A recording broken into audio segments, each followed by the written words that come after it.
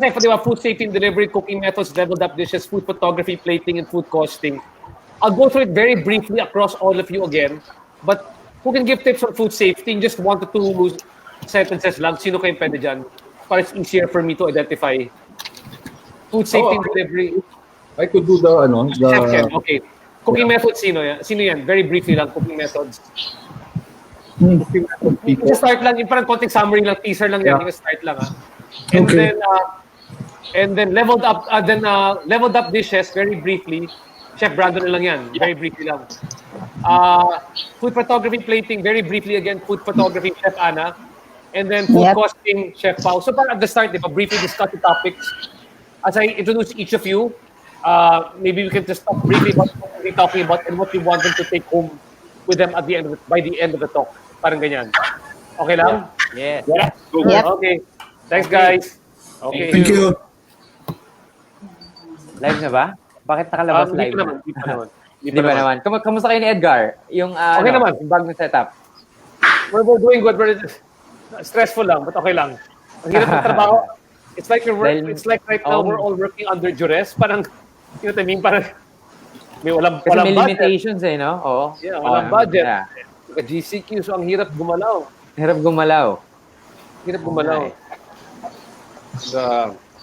Si Martin, nakausap nyo na. Okay na. I think so. At naubos kami ng pera. Money pa naman. Hirap kumita ngayon, bros. Kaya nga lahat habulan Oh, kailangan. Tough times. It's so tough. Nagsara na yung Air Force One, di ba? Chef Ken? Di ba? Wow. Alam ni Pipo, Chef Pipo. Kabisado niya yan. Chef Pipo, di ba? Marami siyang tropa doon. Marami siyang tropa doon. May foundation siya doon May foundation siya. Saan yun, Sorry. Pipo Aloni Mapagmahal Foundation. Oo. Naka-live ba tayo?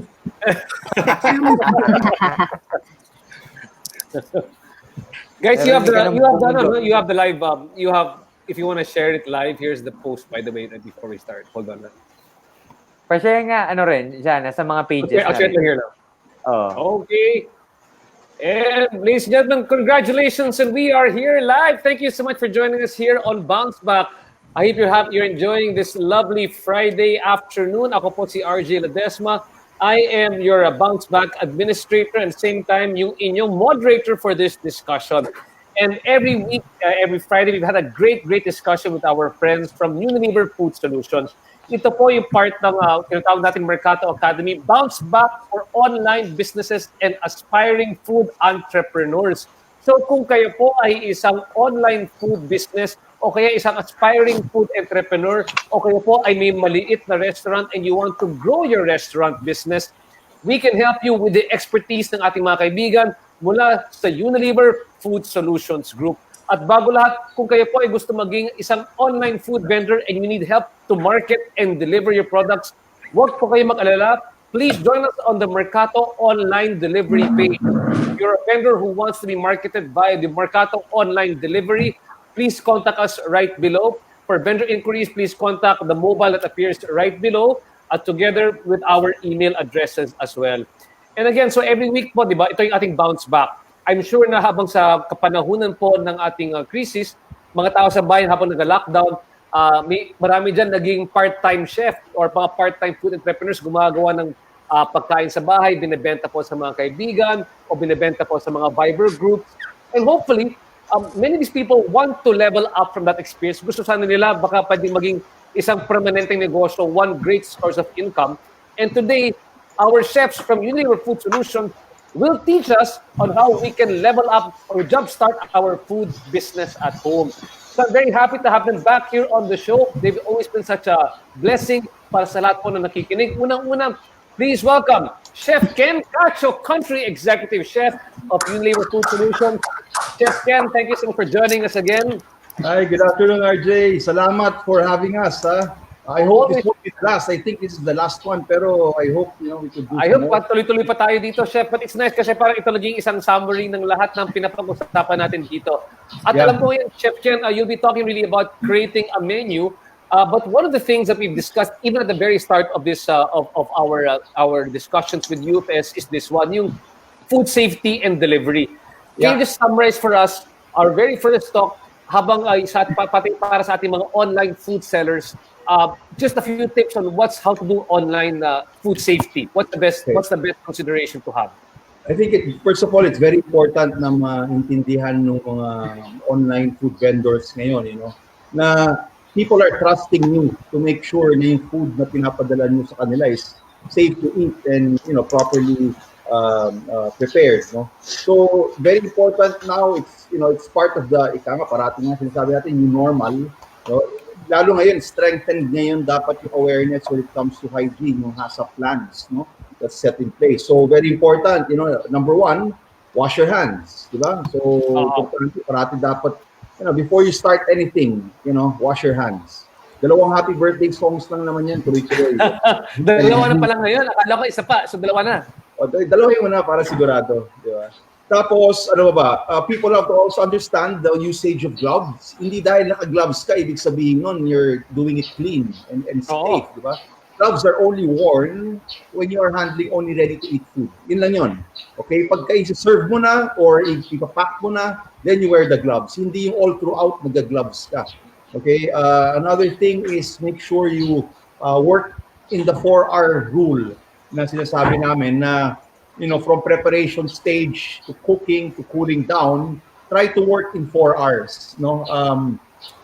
Just to make sure everything is parang the bacteria will not multiply as you are storing the product itself. Yung isang importante rin natin malaman is yung temperature danger zone na tawag natin. Our room temperature is around 32 degrees, So try to work normally in a cold kitchen. You'd work malamig yan, mga 12 degrees, 18, malamig talaga. Pero if you are working in an area na medyo mainit, be extra careful kasi bacteria can multiply very fast at those temperatures, until 60 degrees.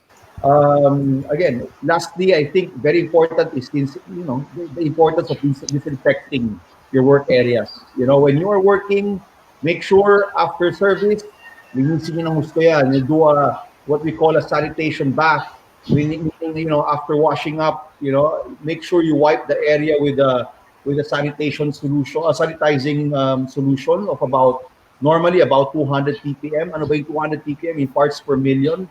A good example na lang siguro would be for every 5 liters of water, alam mo yung orokan na timba, kalahati nun, lagyan mo ng isang yung cover nung bleach solution mo. Lagyan mo na ng ganon. That's about 200 ppm. That's safe enough for you to make sure bacteria is not multiplying in your work areas. So I think those are very basic HACCP principles naman diba? And especially for mga first-timers nandito kasi gumagawa ng pagkain for the first time at binebenta, iba na yung ibang story na yan. So you have to really develop yung kalidad ng pag-prepare ng pagkain sa inyong mga bahay-bahay. Maraming salamat, Chef Ken. At mamaya konti si Chef Ken will be talking about how to jumpstart your food business. And kung kayo ay isang online food seller or nagbibenta na sa mga bazaar online, he will teach you how to create a basic menu. I think also how to optimize yung menu at home para hindi masyadong magastos yung menu ninyo. Thank you so much, Chef Ken. And Chef Ken and to the rest of the chefs, I'm happy to let you know na marami pang nanonood. May katawag dito mga students and alumni from Global Academy will learn from you today. Maraming salamat. At baka, Chef Ana, marami ka ulit batalyon ng barangay. Yung barangay, Chef Ana. Kung nandiyan kayo ngayon, magpakita kayo Magparamdam po kayo dyan sa ating text box, sa ating chat box ngayon kung fan po kayo ni Chef Ana Santella, are we among the thorns ngayong hapon na ito. Moving on. Also, our next guest, welcoming back again, of course, Chef Pipo. And today, Chef Pipo will be talking about yung mga cooking methods, but more importantly, how to make more kumbaga, efficient cooking methods at home, especially kung kayo po ay isang online food seller or at home seller. And basically, anong gusto mo maging take-home, Chef People, sa mga manonood ngayon from your talk? Okay, yeah. So I'd just like to, good afternoon to everyone. Thank you for having us, RJ. Okay, first and foremost, regarding cooking methods, it really depends on what you're selling. Okay, sabi nga ni Chef Kenneth, you have to work on the 4 R's.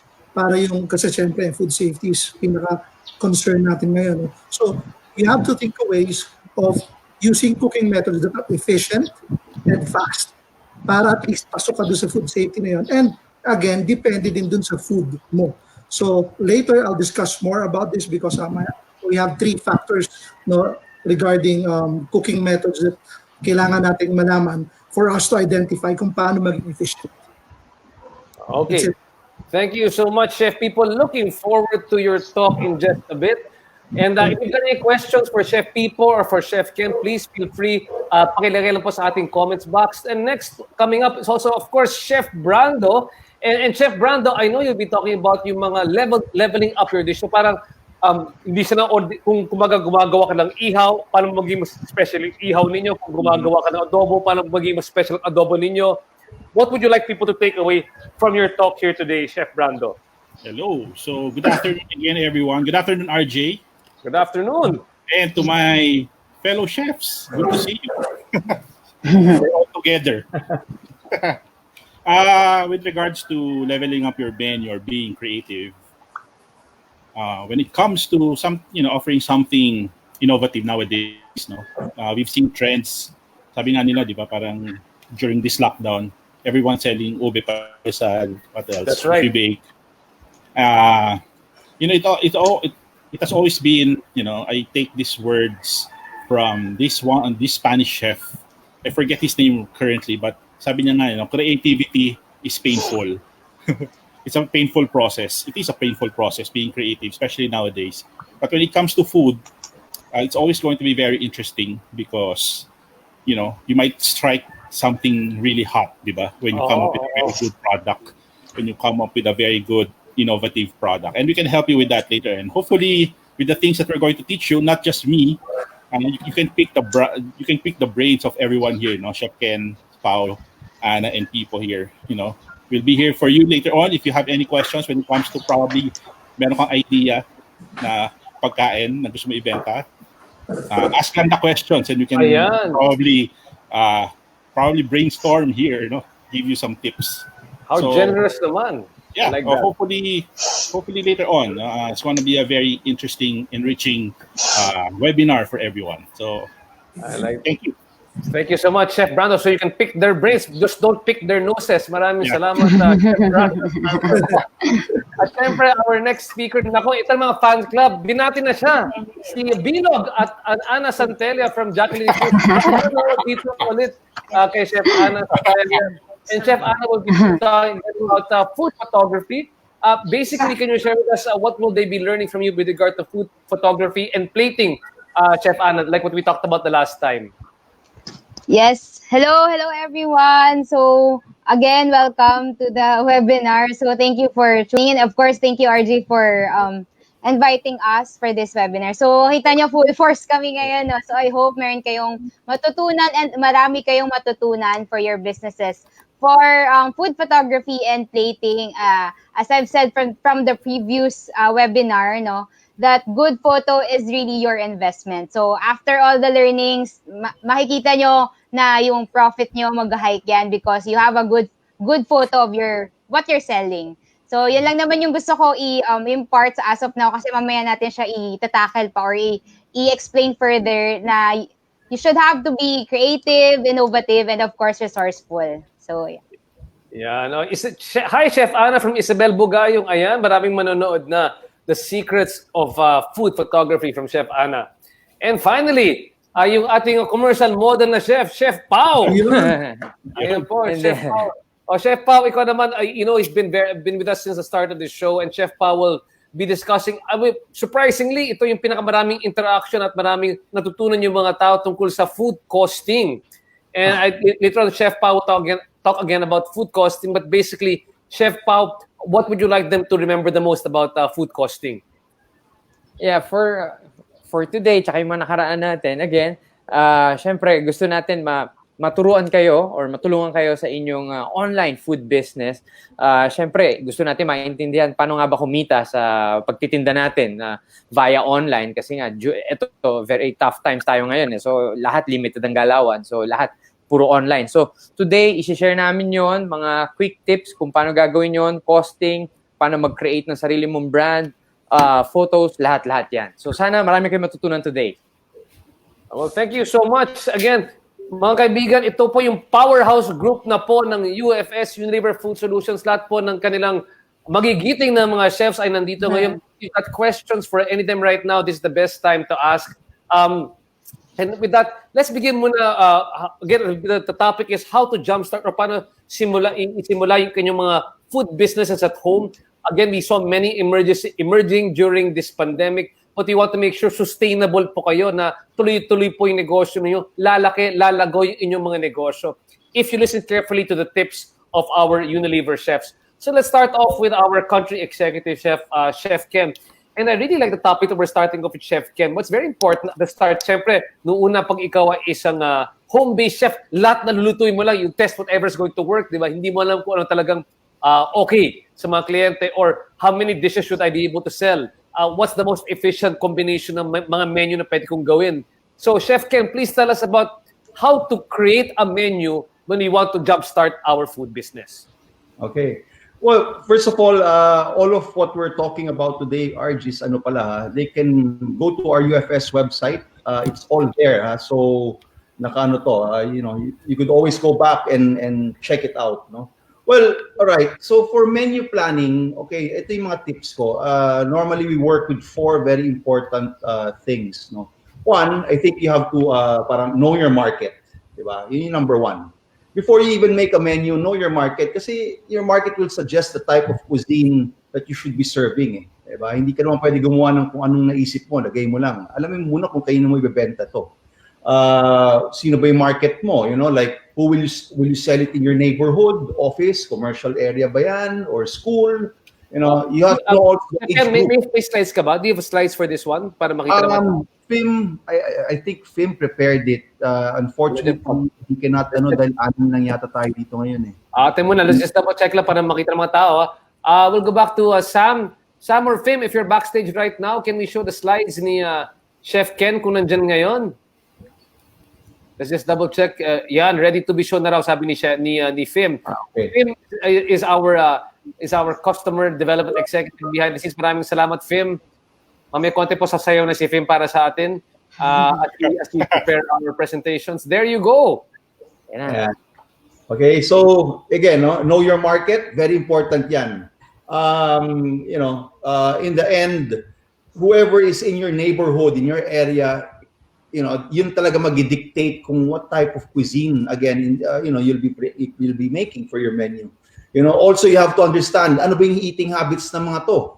If you're in the province, iba yung tao sa provinces, iba yung sa metro province, iba rin yung sa Manila, diba? So we have to understand their eating habits. Do they like dining or do they prefer food being delivered? Before COVID kasi there was already an increase in restaurants that listed with delivery apps, no? Kasi people didn't want to get really stuck, in traffic. So they just have to order for example, yung favorite chicken wings nila for lunch. Tapos ito rin yung mga restaurants na naka-bounce back, kaagad during the COVID period, no? Kasi they're already prepared. Ito yung mga delivery friendly restaurants, no? So you have to know, okay, their eating habits, okay? Ano pa ba? Is your market traditional or experimental eaters ba tong mga to? We need to be able to adjust to the level of creativity and innovation sa mga makaka-appreciate ng market natin. You don't really need to follow trends. Sometimes you could even start a trend. Ang trend naman hindi ibig sabihin bago dapat pwede din maging trend ang back to our roots. For example, yung Manam, they've leveled up Filipino cuisine, okay, to their style of yung dishes nila makikita mo, di ba, leveled up. So they're creating a trend. It's a new trend, Ano ba? Very important, you have to create your top dishes, okay? Now, yung top dishes, you want them to be known. You want your restaurant to be known for that, okay? Now, these signature dishes make your restaurant easily parang known by everyone. Word of mouth lang yan. Madali kang makilala.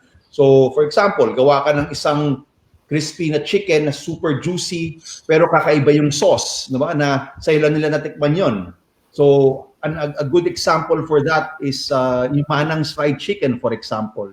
Di ba? I think they started dun sa Mercato yan, di ba? They Oh, that's started, right, that's right. Oo. and I think they're one of the first who really started the wing craze, di ba? So they got the idea from the Western style of yung mga buffalo wings or yung tipong bonchon style of cooking, and then they Filipinized it, di ba? So right away, doon na sila nakilala. Kahit maglagay sila ng ibang dishes doon, they're known for that fried chicken already.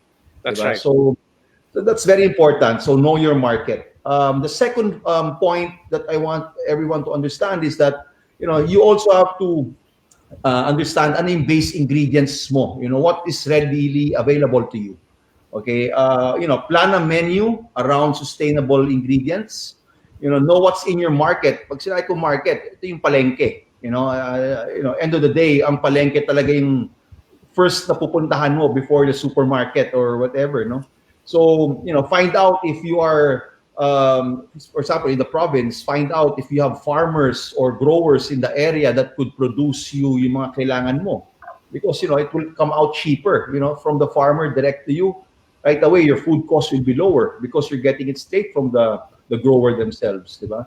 So, if, for example, you run a restaurant, whether it's whatever, chicken, beef, pork, all these different things, and you know the base ingredients, you must identify ahead of time already. I mean, as you're growing your business, you must identify sources na hindi sa supermarket lagi because, of course, may 20-30% markup na yung mga supermarket, diba? So, importante sa ating mga online food sellers na nagsisimula to try to find, to try to get rid of the middlemen, try to go originally to the main suppliers. Tama ako, yes, Chef Ken? definitely. I'm a firm believer na we have to support talaga those, dun pa lang sa down the line who's producing it for us. That's very important. Of course, we're here to make a good profit. And the only way you make a good profit is you get everything as cheap as you can. Diba? At the same time, making sure you also help out along the way. Diba? Ito yung mga kailangan natin tulungan, hindi yung mga kapitalista. Alright? So, at least kilala mo rin kung sino yung producer, di ba? I mean, that's what the important thing. Exactly, di ba? I think, in the end, sa ibang bansa, di ba? Like, they're very keen on produce, yung purveyors nila, yung kanilang mga suppliers. They really go down and work with them, di ba? Kasi they could even specify, for example, farmer. I could tell the farmer, gusto ko ganito lang kalalaki yung i-grow mo sa akin, ha? Instead na yung carrots, kunwari na malaki, gusto ko mga kalahati lang kasi mas masarap yung carrots or mas less ang waste ko, etc. Diba? So, that's around, no? So again, that's the importance of knowing your produce in the area. Diba? Sa mga highly urbanized areas naman, no problem kasi ang daming options. No? Unfortunately, in the provinces, for example, in the Philippines, we're still basag ng Pilipinas eh. Doon mura yung ganito pero mahal yung ganyan, di ba?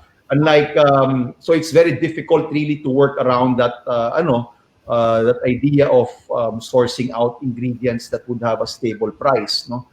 In Manila, there you can really bank on a lot of suppliers, no?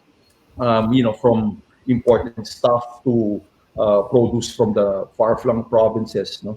So, medyo mas expensive lang. That's why in Manila, for example, or metropolitan areas, they charge a premium in their menus, no? Kasi, syempre, add-on cost din, eh. They're working with capitalists, di ba? So, so that's very important. Try to have ingredients in your main dishes that's available all year round. I think in the Philippines, nakakatawa eh. Kasi, I think we're one of the countries na who eats tomatoes the whole year round. Di ba? Mapansin mo, kahit green pa yung tomatoes, pinipitas na yan. Kasi tomatoes like crazy. So, in certain parts of the world, they only work with the seasonality of the vegetables. All right? So, when I say seasonality, one, it's much more better to eat because it's ripe, for example, if it's in the case of tomatoes. Second, because it's in season, mas mura. Diba? Sa atin, may premium pag tagulan, mahal ang kamatis. So, try to omit kamatis sa menu mo if it's tagulan. Try to work with ingredients. Your menu eventually has to evolve, with the produce that you have. Not limit yourself to ano lang yung gusto kong gawin. It has to be a working menu, no? What else? I guess yun yung number 2 ko na very important that they have to availability of your produce. And then naman evaluate your production and service capability. Yeah. Yan importante yan because the menu you create should be guided also by these questions. Okay. Now, one, how big is your kitchen? Before you even make a menu, a menu could be small, meaning 5 items. Pwede rin lumaki, minimum of 10 items, di ba? So, but before that, try to evaluate how big is your kitchen. Sa mga home cooks, mga delivery, we're very limited, di ba? So, you need to assess also ano bang tools meron ka. If I have to buy extra special tools to produce this dish that I have in mind, di ba? That I will put in my menu. Okay, so again, evaluating if you are opening a restaurant or a home-based business, okay, what's the size?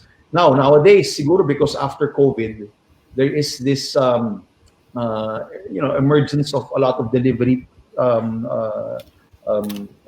places, no, online. And if it were a restaurant, it will be planned differently now. Hindi na kagaya dati na, tatayo ko restaurant, lagyan ko ng 10 tables, 15 tables yan. Ngayon, you divide that into two. Baka nga 1/3 pa eh. Oh, Diba? yeah.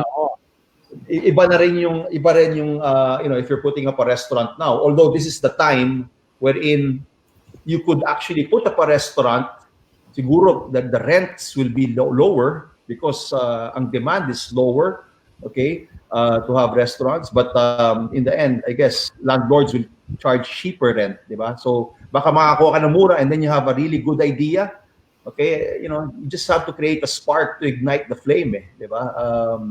The necessity nga will come because the creativity will come out of necessity, diba? So people will have to eat. So create something na, working with all of these factors, okay?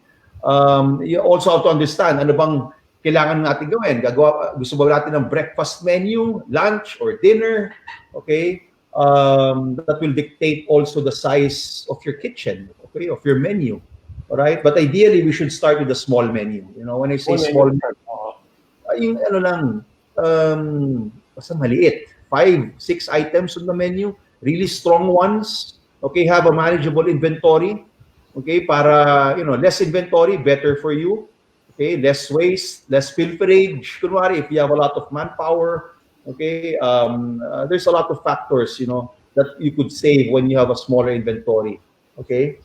Now, what else? Dishes must be prepared with, minimal preparation. Less hands, better. Less hands, better. Okay. Our products, no? Instead of you making a stock, the right way. I'm not saying it make the wrong way by using our products. You make the right stock, but you use our products as an ingredient to cut the cooking time, for example. That will only make your dishes taste better. In the end, it will save you a lot of cost as well in operating, your kitchen, diba? So, ano pa ba?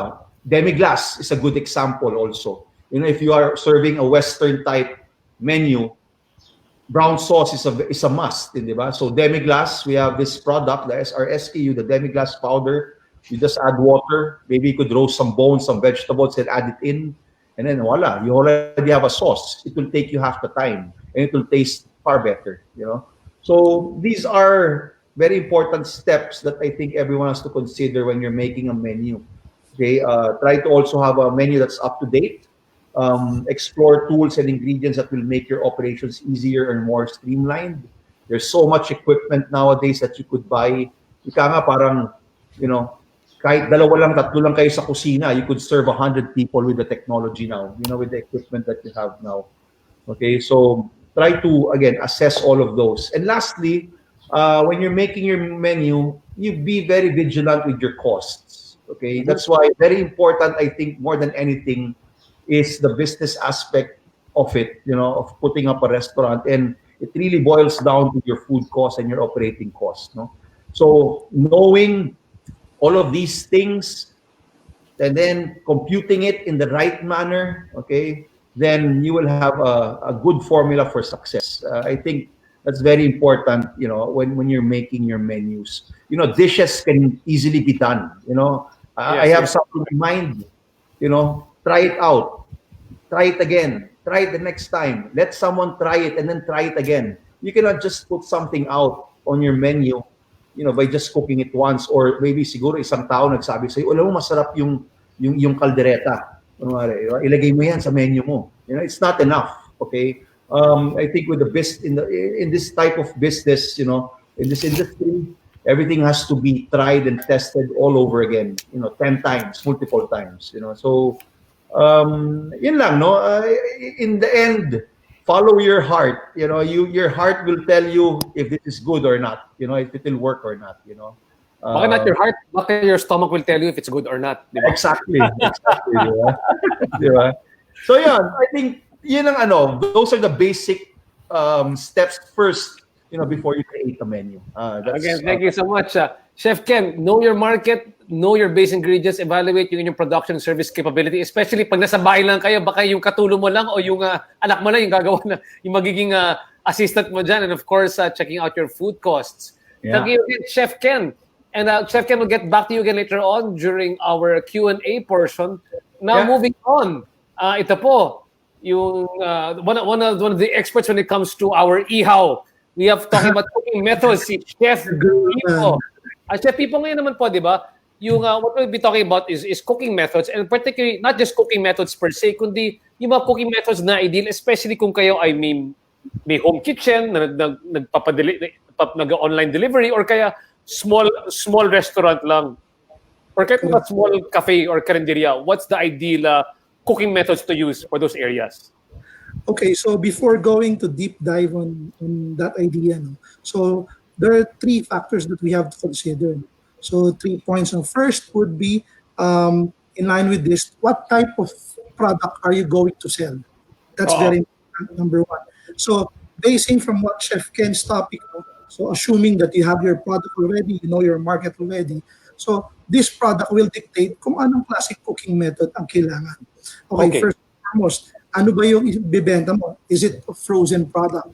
Is it cooked product? Is it a fried product? So these are the questions that you need to know. So knowing your product now means knowing you can now identify what efficient way to cook it. So what cooking method you will use. In a short span of time na pag production ka, kahit nasa bahay ka lang, kaya mong ma-manage. Okay? So now that you know that what type of product, number 2, we can now go, what kind of equipment or tools do you need? So that's the second factor. Okay? Yeah. So again, if you're gonna sell a lot of deep fried stuffs or mga ready to cook, tapos if frozen mo or something, so kailangan mo ng deep fryer. Okay? So, chef, kaso wala pang budget for deep fryer, pwede bang kawa lang muna? As long as tama yung temperature nyo, as long as alam yung safety, yes. Total startup pa lang naman. Ngayon, if you gain momentum na and you have that extra money to buy proper equipments, then invest. Diba? Hindi naman ibig sabihin mag-invest ka agad, no? Sabi nga ni Chef Paolo, of course, no? Before you buy equipment, tingnan mo muna how in a way bibenta. To push pencil, no? I mean, try to look at kung kaya ba to. Kasi mamaya, baka mag-over-invest ka dun sa hindi mo pala kailangan ng ganito kalaking oven. So that's the second one. No? And then third, of course, aside from all of this product, kitchen tools, ngayon, yung storage mo. Yun ang importante. Di ba? Storage meaning if you're going to sell frozen items, kailangan may freezer ka. Okay. Di ba? And then, again, depende rin sa forecast mo, gaano kadami yung production mo, kailangan yung storage mo is capable. Kahit nasa bahay ka lang, it doesn't mean na kailangan ice na door-type freezer or yung chest-type freezer, but at least you have a ref just for that. Okay. So, yun naman yun, no? So, but here... Question lang, pag sa bahay usually, di ba, ginagamit mo, Chef People, yung ref na ginagamit mo sa bahay, ref ng pang-personal, then ref ng pang-business, di ba? Correct. Pwede mo paghaluan ba yung mga ingredients or yung mga inventory sa ref, sa personal pati professional sa isang ref lang? Are there certain items which you cannot combine inside one freezer or refrigerator? Okay, a good question yan, RJ. No? Again, no, because of cost issues din, some of our entrepreneurs don't have that extra ref, di ba? Para ilagay yung mga gamit. No? You can use the same naman as long as it's properly stocked. Meaning, iniwalay mo yung personal mo, all your raw items should be in the lower part, lahat ng mga ready to cook nasa upper part. So meron tayong sistema dun sa chiller. Now, if you have another chiller or another ref, it would be better na i-separate mo para at least hindi nagagalaw because you'll never know. Baka yung kasambahay mo, yung anak mo, maggalaw yung mga ingredients mo. So, inventory mo ngayon, magugulo. Okay. And as Filipinos, no, bagaling tayo sa pag-adjust. We can always, adjust to what we have. Okay? So yun, okay. Now, going to deep dive now, we here in Unilever Food Solutions as Knorr professionals, we have these products or we have a lot of portfolio that can help you build your business. So one of these products is yung Knorr chicken powder natin. So yung Knorr chicken powder is a very versatile seasoning, no? All around po yan. No, it's not only for chicken. What it gives is the umami flavor, no, that hindi mabibigay ng salt and pepper lang. So this is very efficient, no? It can really help boost the taste. And again, as an ingredient siya, no? We treat it as an ingredient, as part of the dish, no, process, no?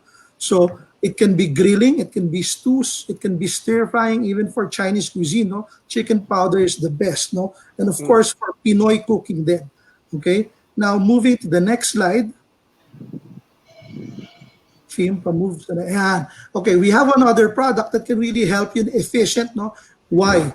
Because if you do salted egg from scratch, it will take you about more than an hour to do it, no? With this product, that what we have as an ingredient, again, is in a matter of 3 to 5 minutes, you can be able to create a nice salted egg sauce.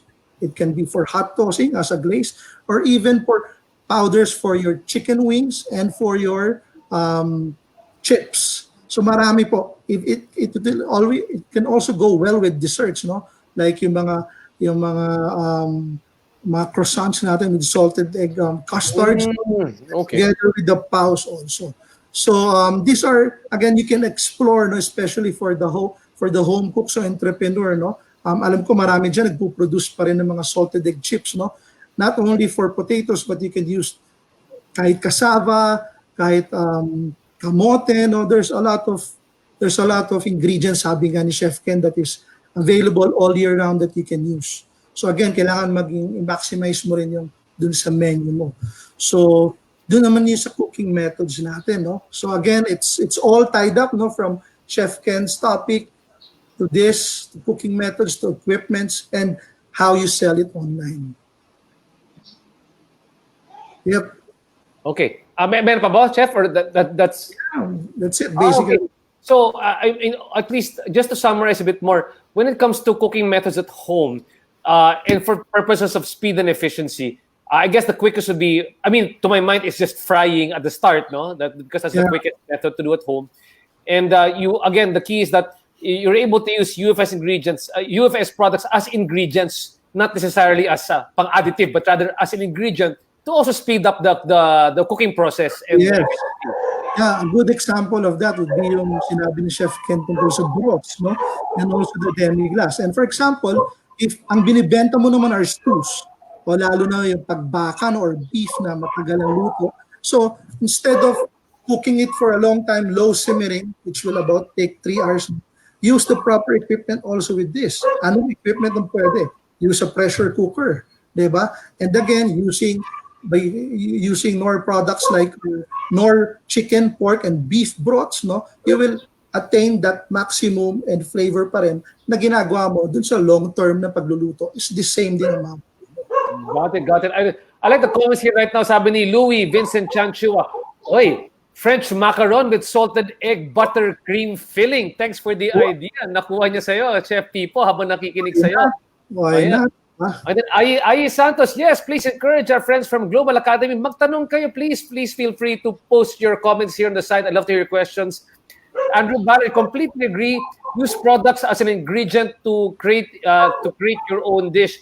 And again, if you haven't discovered it, just like Isabel Bugay has discovered, ang daming palang menu na pwedeng tingnan mga recipes sa ufs.com. So please just take a look at the menu box and you find a lot of good things that you can see on the menus. And many of our chefs here right now, we're the ones who actually created those menus. Now, moving on to our next talk, I'm sure na-experience lahat ng mga nandito ngayon na habang nasa ECQ tayo, ang daming nagbebenta online sa Viber, sa FB, lahat na po. Ang dami pa mga ube cheese pandesal na nagsisilabas. Ngayon po, ube kutsinta or kahit ano-ano pa po. But what's very important right now is when you're all over the marami kang kakompetensya, how do you make sure that your dish will stand out online na mapapansin siya?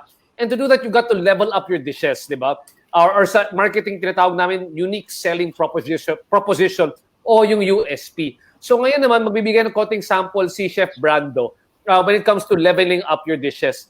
At bago lahat, Chef Brando, before you talk about your topic on leveling up the dishes, ano dapat lang, kunyari, ano yung dapat yung mental framework? Ano dapat yung mentalidad mo yan when you're leveling up a dish? Kasi you can level up for novelty's sake lang, pero sometimes novelty does not work kasi it sounds, parang novelty for novelty's sake is not good. How can you level up a dish na may konting, parang, for lack of a better term, may konting puso naman, may konting may laman yung pag-level up mo? Okay, so when it comes to leveling up dishes, well, to begin with, you really have to have inspiration, di ba? You have to have inspiration. Probably you're inspired with the things you see on Instagram or the things you see on the internet or even in books. So it starts with inspiration. Even heritage dishes, dishes that you grew up eating, that can be an inspiration. And the thing is, it's very trendy now. The old is new again. So from there, if you really have a very good, let's say a caldereta dish, you can outright sell a beef caldereta as a viand or as an ulam, or you can probably tweak it in a way na let's make it interesting. Let's make it beef caldereta lasagna. Even the touch alone, going back to the heritage, the dish that you grew up with, na caldereta, and you offer it probably like a lasagna, will create interest, di ba? Oh. Something like that. Or if you grew up with a very good sisig, you can outright sell sisig. But nowadays, we've seen the proliferation of how sisig has evolved. In the office, we love this pancit sisig, no? Lahat na may birthday, yun ang handa. Yun lang may handa, di ba? Parang favorite namin yun. So parang when it came out, parang, oh, this is interesting. It came out like 2-3 years ago. So it's just really good sisig and some bright mind added noodles to it and it became pancit sisig. Now, let's go further. What can you do with the pancit sisig? Me, I personally like Vietnamese chayo, yung Vietnamese spring roll. Spring roll, okay. So ba't hindi ko balutin yung pancit sisig sa isang spring roll wrapper and deep fry it? So that's, di ba? So something like that. No, it's really not very novelty and the thing. It still goes back to the thought process, right? The thought process that sinasabi mo nga, it still has a heart. I always believe that when you create something, it represents you as a chef, it represents you as a home cook, it represents your heritage, it represents your family, and your love for what you're doing. So you want to sell something that's really part of you, di ba? So doon po pasok yung inspiration when it comes to leveling up dishes. Now, let's take ube pandesal. It came to a point now that everyone's selling it, di ba? Ano bang feeling niya? Ube halaya and cheese. I've seen varieties now. A good chef friend of ours made his ube pandesal na parang pandekoko. So that's a twist. That's a new treatment, and it's very interesting. We've tasted some like ube pandesal with dulce or parang yema. So something to that effect. So sabi ko nga, yung tanong mo RJ, di ba? It always goes back to how you view the dish you're going to sell. Is it you're looking at it long term or gusto mo maki-ride lang sa trend? So yun nga, and with that, if you want to come up with a lot more leveled up dishes, you can always check out our website, no, ufs.com. You have so many recipes there. If you check out the recipes, that probably will help you and inspire you. Those dishes were well thought of. We've come through the process of really thinking out of the box somehow, and to help you, start that spark of inspiration. Okay, so did I answer your question? More, yeah, of course. More than less. Thank you. So to discuss my slides, we've discussed this before, no, in leveling up dishes. Very common is the burger nowadays. We still plan to sell a burger when everybody left and right is selling a burger. Uh, Me personally, if I'm going to come up with a burger dish, I would always go back as an inspiration to sa ginawa ni Chef Ken Cacho. He has the best chori burger. Talaga? Yes, he has the best chori burger he sells in his restaurant in Boracay. So when I think the chori burger has left an imprint. So you could always play around when it comes to really coming up with the good patty, well seasoned. I'm giving you a recipe now. If you're listening, if you want a good beef patty, ground beef, beef seasoning powder, Knorr beef seasoning powder, Knorr liquid seasoning, and a binder. That's it. Yun, face safe. That's what I do in the house. And it always reminds me of how my mom would always make a burger patty. So again, beef burger, you can come up with different proteins like probably a breaded chicken, a breaded fish fillet. If you're going to be a little more adventurous now, you want to ride the trend, offer something that's plant-based. Oh, wow. Or a vegetable burger. You want to ride the trend, you want to start it off, go ahead and do a plant-based burger. It's very popular now in the US. A lot of chain restaurants are doing it now. That's what we're seeing in the next couple of years. A lot of familiar foods being substituted with a plant-based ingredient. You want to do a pulled pork barbecue burger? We've tasted pulled pork using langka or jackfruit. Mm-hmm. Okay, so it can mimic the texture of pulled pork, but the taste profile will be barbecue. So that's an inspiration probably you can ride or you can try. What else can you do? Also, nowadays, you can also look at different countries in terms of inspiration. A good friend of ours, Chef James Antolin, has come up with a restaurant, yung Chato Bites, and it serves really good Japanese-inspired burgers. You can check them online or you can check them in the restaurant. But for now, I think that's what I can share with you when it comes to coming up with burgers. But in all intents and purposes, you want to be a little more adventurous, go for the plant-based. If you can afford it, use mushrooms or portobello or a lot of readily available beef plant-based patties. Ikaw, mahilig ka ba sa mga plant-based food? Patties ba? Chef Brando? I think I'm the wrong person to ask, but don't tell me.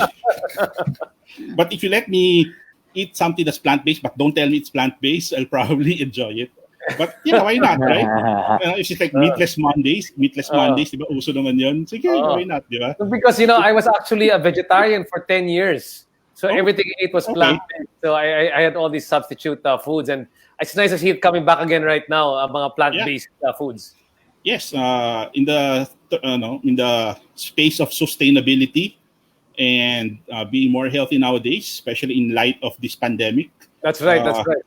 And also our global direction for Unilever Food Solutions is really being more sustainable in terms of sourcing ingredients and promoting this to our operators and encouraging them to look into this, plant-based, not really, turning vegetarian. There's always this new term called flexitarian, di ba?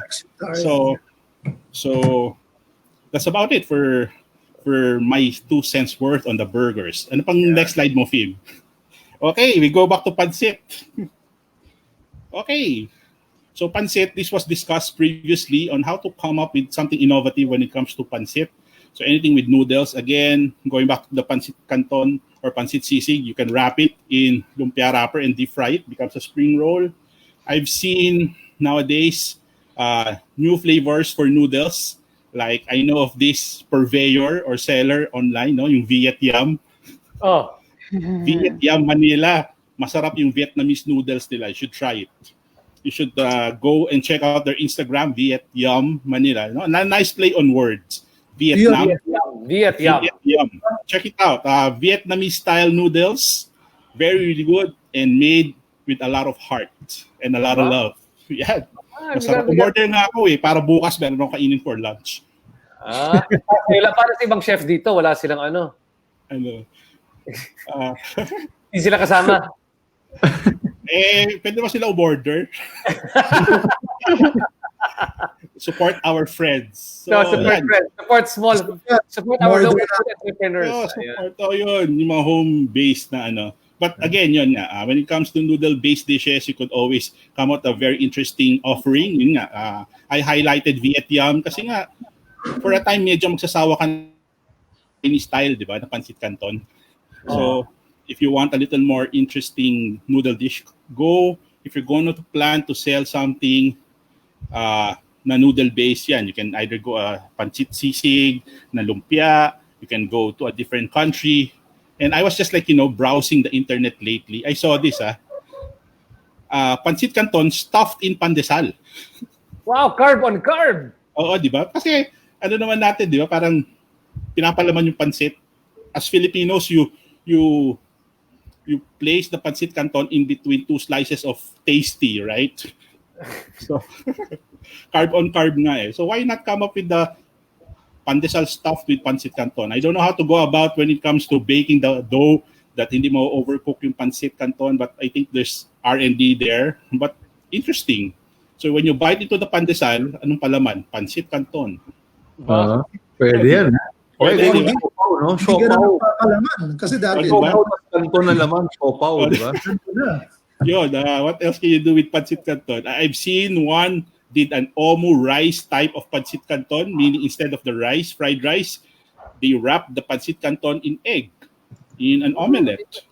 Ay, Chef Brando, there's a good question Yes. here from Billy Ong. Chef Brando, ilang Okay. beses ka nag-R&D na sa kanyang chicken wings with Knorr salted egg powder melt with butter and milk pero hindi ko ma-maintain ang gusto kong consistency. Any suggestion po? Nako, you're at the Okay. right place. We've got top 5 chefs here. Ano bang, how can he improve Okay. that consistency? Oh. So we've kind of perfected this chicken wings. Now, when it comes to the maintain yung gusto kong consistency, when you make the sauce, okay, Knorr salted egg, Knorr golden salted egg powder as application for chicken wings, you can either go dry, meaning like a rub or a sprinkle, or you can go the classic way wherein you cook it in margarine, curry leaves, chili, and the salted egg powder. So if you're going to use the sauce na margarine or oil base, the thing with this, it's highly sensitive when it comes to heat. So make sure you control the heat so it doesn't burn, so that golden salted egg powder color stays. You can remove it from the heat if you're going to stir it in. And if you want to loosen it, add a little more melted margarine or oil. Because this sauce is a type of sauce na emulsified sauce. No? It is an emulsified sauce. So you can loosen the consistency with by adding more oil or melted margarine. And ano pa ba yung tanong? Chicken wings. Yun. You want to boost the flavor, we add a sprinkle of Knorr chicken powder just to heighten the flavor. And if you want to make it a little more sweet, we sometimes add non-dairy milk as a sweetener, and at the same time a thickener. So si Billy Ong, kilala ko to eh. Dati yata student sa Global Academy to, tama ba? I think so. It could be. Billy, I hope your question is answered. Ang galing mo. Tama. Ba't wala pang dapat damihan mo yung mga tanong na ganyan. This is the right time to do it. Thank you so much. You know the thing with salted egg powder, I also have a lot of friends who bought it in Lazada and in Shopee. Meron silang parang 911 direct line sa akin. May sila nagtatanong. Pero sinasabi ko, as new chefs or yung mga bagong gumagamit ng salted egg powder, it takes practice. Okay, you will just really have to practice it. Kasi nga, medyo very delicate yung sauce. So, I hope I answered your question, Billy. Yes, I did, Chef Brando. Thanks so much. Yung another slide, Chef Brando. Okay. Fim, meron pa ba? Okay. Before we go to Chef Anna, just one more question here. Another good question also as well. From Anne Freda. I like her question. Can we pull it up? How can you advise to ensure food safety during delivery of our products to the customers? Example, if you're using a delivery app. So that's a bit there's a third party involved here. But chefs, what's your suggestion now with regard to food safety and delivery, especially if you're using a third party app? Yeah, that's a good Okay. question, Arj. No? That's a very, Oh, very good and interesting question. Ang problem talaga is we have to make everyone talaga aware of what can happen wrong. Eh. I think it's also the responsibility of these third-party delivery couriers to understand and promote also a proper HACCP procedure. Hindi lang yung kitchen o yung kusina o yung restaurant, no? It's really them also. Okay. Pinasok naman itong business na to, it's a big business. Unfortunately, I could see a lot of flaws. Yung mga nag-deliver sa akin. Even ako, kung nagpa-deliver ako sa kanila, yung mga friends ko, pinapadalan ko ng tinapay o whatever, dun pa lang sa kanila, they don't sanitize the boxes, after every delivery. So this has to be really parang they have to send a message across to all of this, no. That's a good point, no, and I hope something can happen properly. It has to be something that has to be properly addressed, no. End of the day, I could always lang think na it's their responsibility to make sure, yung tatanggap niyan, safe dapat yan, di ba? So, yeah, it all boils down really to understanding.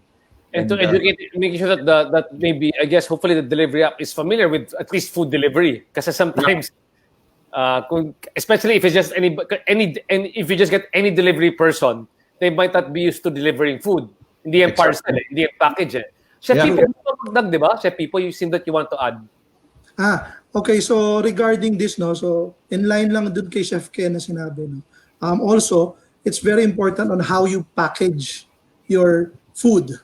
Diba? Kasi unang-una magagaling sa'yo. So you make sure that the food is secure, no, by using the right packaging materials that you want to use, no. For example, no, if it's a soup, no, try to use microwavables that have lids, and siguro if may sealer ka na pwede mong isil para hindi siya matapo, no, or something, no. Or if it's a dry naman, you can always use biodegradable items. You can put as long as i-tape mo rin ng tama. And aside from that, kailangan may timing kayo. Meaning, make sure nakausapin niyo yung courier na, okay, this has to be delivered within 1 hour.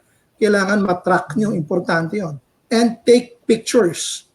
And then you send that directly to your consumer na ito yung itsura nung kinuha para ma-verify. Although some couriers does that already, no? They take pictures. So, yun lang, mga steps na but again, no, minsan kasi yung span of time of delivery, hindi mo talaga alam kung anong pwedeng mangyari sa food. That's why you really have to track it. I understand, Chef People, kayo ni Chef Ana, you actually have a cake business and you do your own deliveries? Paano kayo nag-deliver?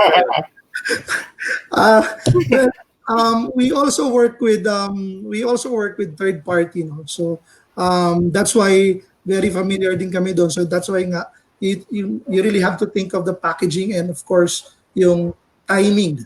Na you make sure na within the span of time ma-deliver, and also the time na ipapadeliver mo kasi normally if it's tanghaling tapat or noon, mahirap in terms of temperature, no. So lalo na if cakes to or pastries, no, you want it to be delivered in early morning or maybe afternoon na, hapon, para at least hindi ganun kainit.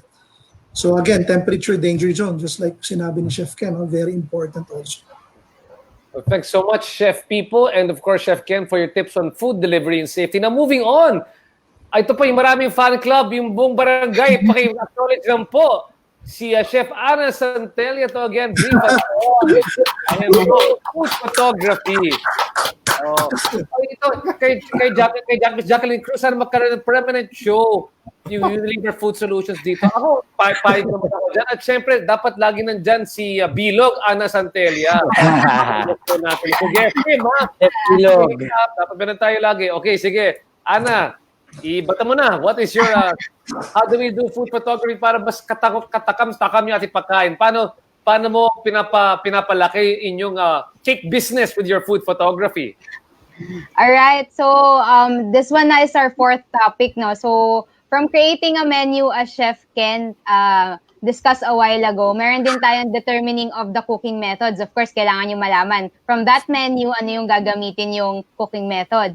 So, of course, so meron na kayong na-determine na cooking method. Now, we have to level up. So, ano yung leverage nyo amongst the others, no? And of course, we want to make it live or introducing it to the world, of course, to the food photography. So, for this topic, ito na yung for me, this is the exciting part kasi. Ito na yung introduction of your product eh. Of course, lahat tayo ngayon naka-online na. So, ang ating basis lang would be, of course, Instagram, Facebook, or sa internet, or if you have your website, doon nakalagay yung photos natin. So, yung lagi ko sinasabi would be, your food photos will be your part of your investment. Kasi, of course, your eyes eat first. So, kailangan natin ng magandang photo. So, para magkaroon tayo ng magandang photo, paano ba natin siya gagawin? Of course, number one, you have to have your camera.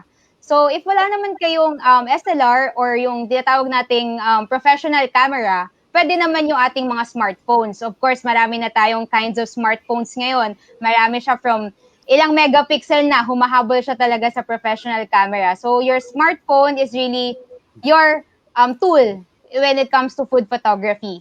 Of course, aside from your camera, you have to consider your lighting, syempre. So, kung nanood kayo from our previous webinar regarding our food photography and plating, lighting or your natural lighting will be the best source of light. So, if hindi nyo naman siya maabutan, pwede naman yung studio lights. Pero, I really suggest personally na you have your natural light. So, you can take down notes, no? From 10 to 12 in the morning, pwede nyo yung abutan. So, kung medyo harsh pa siya for you guys, ang perfect time would be 3 to 5 in the afternoon.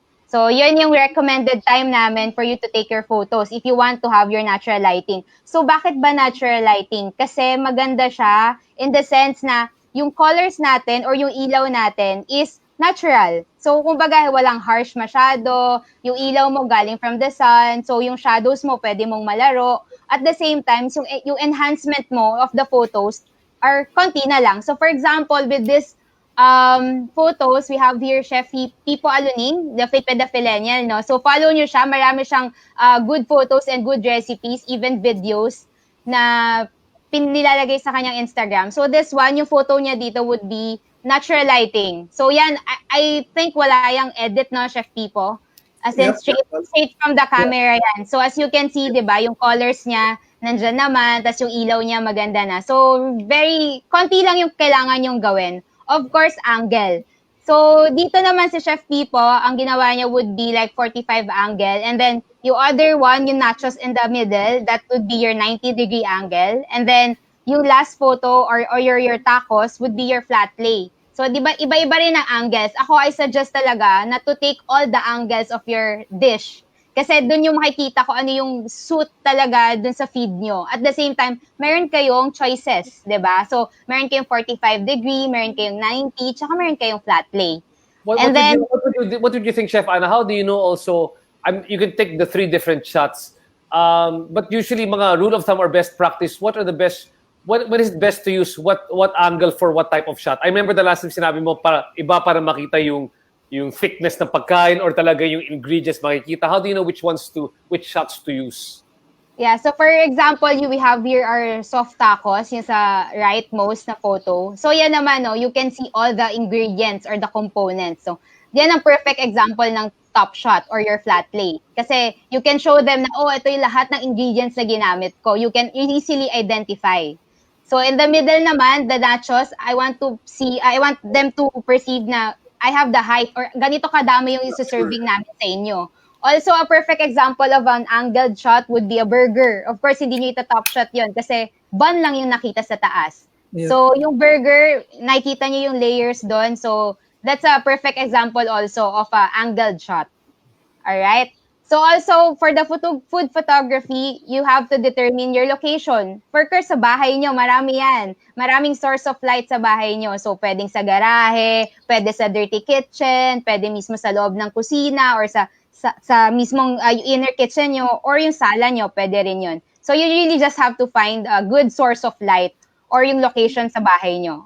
That would be really, parang wala kayong masyadong investment. Hindi rin naman kasi din tayo pwede lumabas. So, let's use our resources. So, yeah. So, that's the food photography. And then for food styling naman, you have, so sige, dito muna tayo sa backgrounds. So, for backgrounds naman, as you can see, yan yung tinatawag na incidentals. Meron tayong wire whisk or rolling pin. Yan yung ginamit to make an ensaymada, no? So, you really have to show lang your clients or your customers kung ano yung ginamit nyo para they will perceive easily na, oo nga, no, ginamit namin to dito. So, you can also see the butter and the sugar on the side. So, those are little props that will help your photo really look good. And aside from those, you can use cartolina, even just a simple cartolina for backdrops. That would be really a good help na. Lalo na kung wala kayong magandang background dyan sa bahay nyo. Cartolina will help. Or even like a vinyl tiles, kung meron kayong tiles dyan, okay din yon. So that's a good background also. So for this one, nag-play siya with the shapes and colors.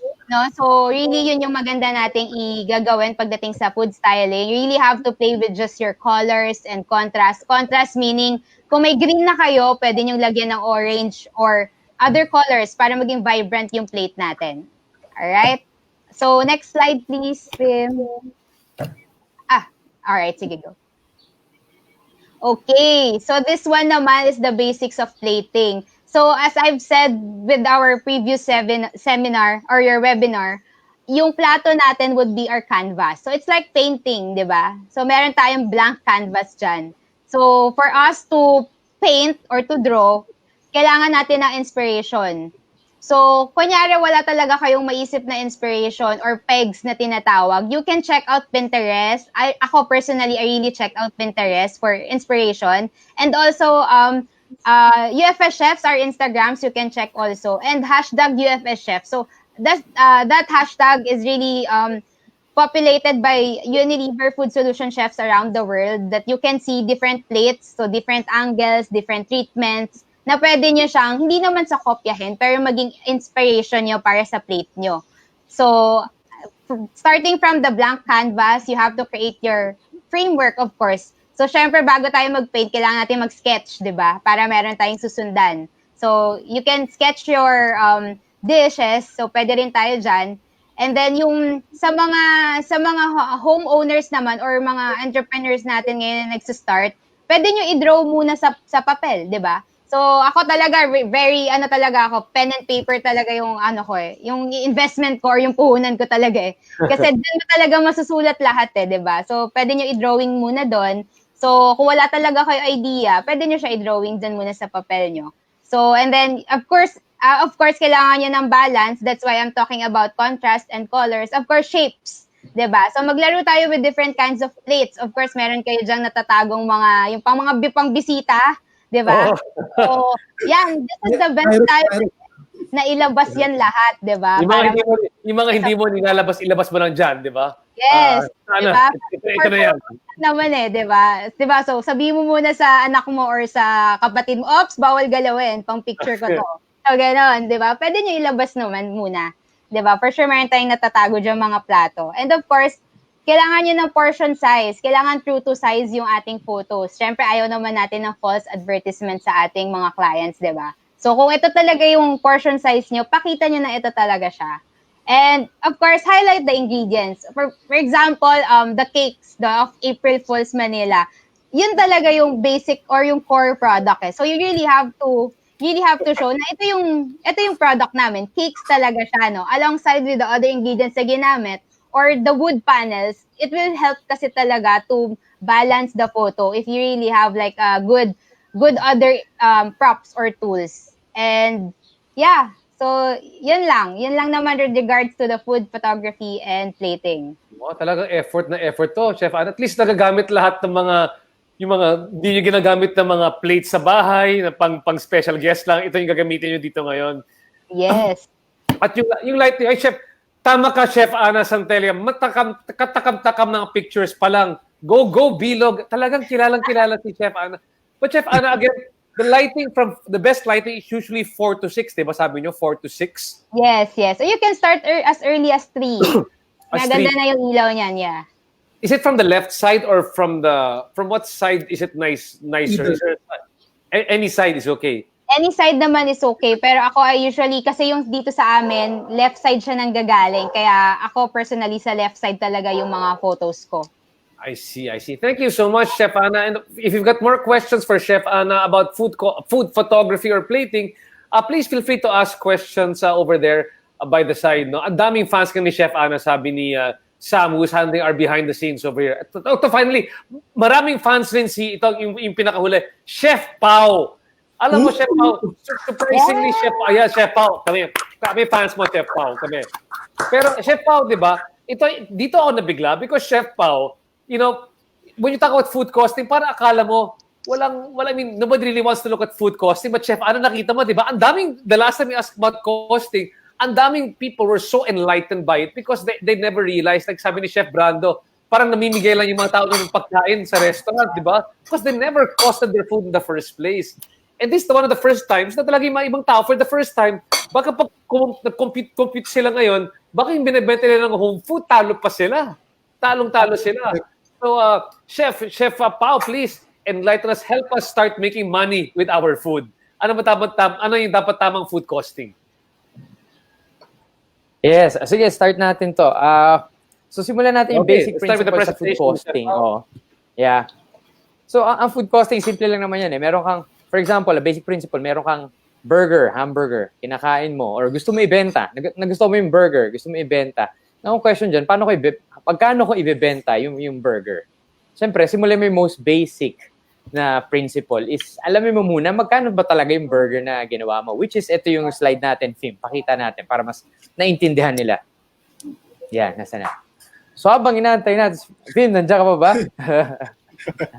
Wala. Ayan.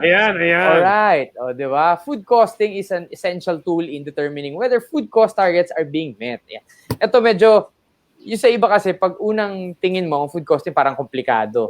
Di ba? Paano ko ba i-compute? Always remember, sa food costing, papasok dyan yung labor mo, okay, yung other utilities, tubig man yan, kuryente, gas mo, okay. Siyempre, yung kita mo, papasok din dyan. So, lahat-lahat yun, i-cover. Tapos, idadagdag mo yung presyo ng pagkain. Diba? Yun yung principle niyan. Ngayon, dito, ito, nasa website din namin, ufs.com. Nakalagay dito, a restaurant has a target food cost. Ito yung common practice sa industriya. A restaurant has a target food cost of 33%, meaning, sa 100%, yung 33% doon, dapat yun lang yung food cost mo. Okay? Yun, in principle. Pero to simplify everything, para mas maintindihan mo dahil, I believe, no, home business owner ka. Tama, RJ, no? Kadalasan, sa bahay ka, gusto mo magtinda, paano ko maintindihan ang math neto? Basic example, yung burger na nakikita nyo sa screen natin. Pag nakikita nyo, merong tinapay dyan, question mark, magkano ba yan? May patty, may palaman, magkano ba yan? Yung gulay, magkano ba yan? So, yun yung first step mo. Alam mo magkano lahat yan. Kunwari, itong burger na to, itong tinapay, nasa 2 piso, ito 3 piso, example lang yun. So, lumalabas yung burger na yan, mga 20 pesos, 20 pesos. Okay. Tawag dun, yun yung food cost mo. Lahat-lahat yan, food cost. So, ang question, ibebenta ko ba yan ng 20 pesos? Siyempre, hindi. Dahil food cost nga lang yan, wala kang kita dyan, sa totoo lang. So, siyempre, papatungan mo yan. Diyan na papasok yung 33%. Yung iba, ang ginagawa, divided by 0.33. Kaya lang, para sa ibang tao, medyo komplikado yon, no?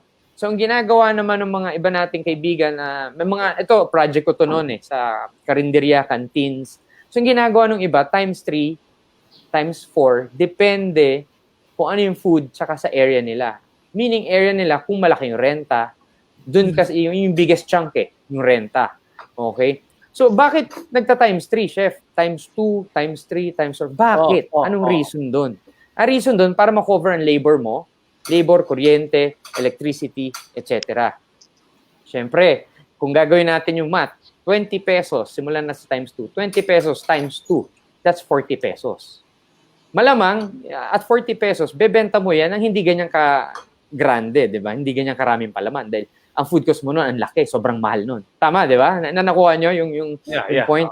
Siyempre, kung gusto mo ibenta ng ganyan kalaki, malamang ang patong mo dyan mas malaki. Baka times 3. Diba? So, 20 times 3, 60 pesos. Now, going back doon sa sinasabi ni Chef Ken kanina, know your market. Saan mo ba ititinda itong pagkain na to? Yan ang logic dyan eh. Siyempre, baka sobrang mahal ng pagkain mo at ang market mo, hindi naman ganun sila ka willing to pay na 200 peso worth ng burger. Walang bibili niyan. Di ba? Yung point. Ngayon, ang market mo naman, they are willing to pay. Sobrang mura naman ng produkto mo, baka wala rin bumili. Kasi siyempre, magtataka yan. Ba't mura to? Ano kaya? Yung perception. Ano kayang nilagay dyan? Ba't sobrang mura? Ba't 10 piso lang? Di ba? So, babalansin mo. Di ba? Babalance mo lahat yan. Pag nagawa mo na yung food costing, kunwari, itong burger na to, sa nakikita ko, yung ganito kagandang burger, kaya bumenta ng 120 pesos eh. Tama ba, mga chefs? Gusto nyo bilhin yan at 120? Si Chef Pipo nga, kahit 250, bibilin yan eh. Dalawa pa. Dalawa pa. Bitinta kanya yan eh, dalawang ganyan. Di ba? Yan ang ano ngayon eh, yan ang trend eh, sa burgers, di ba? 120, 200, yung 200, double patty na yon. Bibili mo pa rin.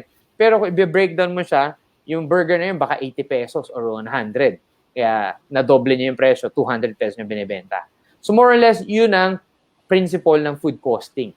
Step 1, again, recap ko lang, mabilis. Step 1, alamin mo muna yung ingredients itong burger na. This is the burger principle. Alamin mo yung patty, magkano. Alamin mo yung tinapay, magkano. Yung gulay, etc. And then, patungan mo na. Okay, bakit mo papatungan? Ba't lalagyan mo ng markup?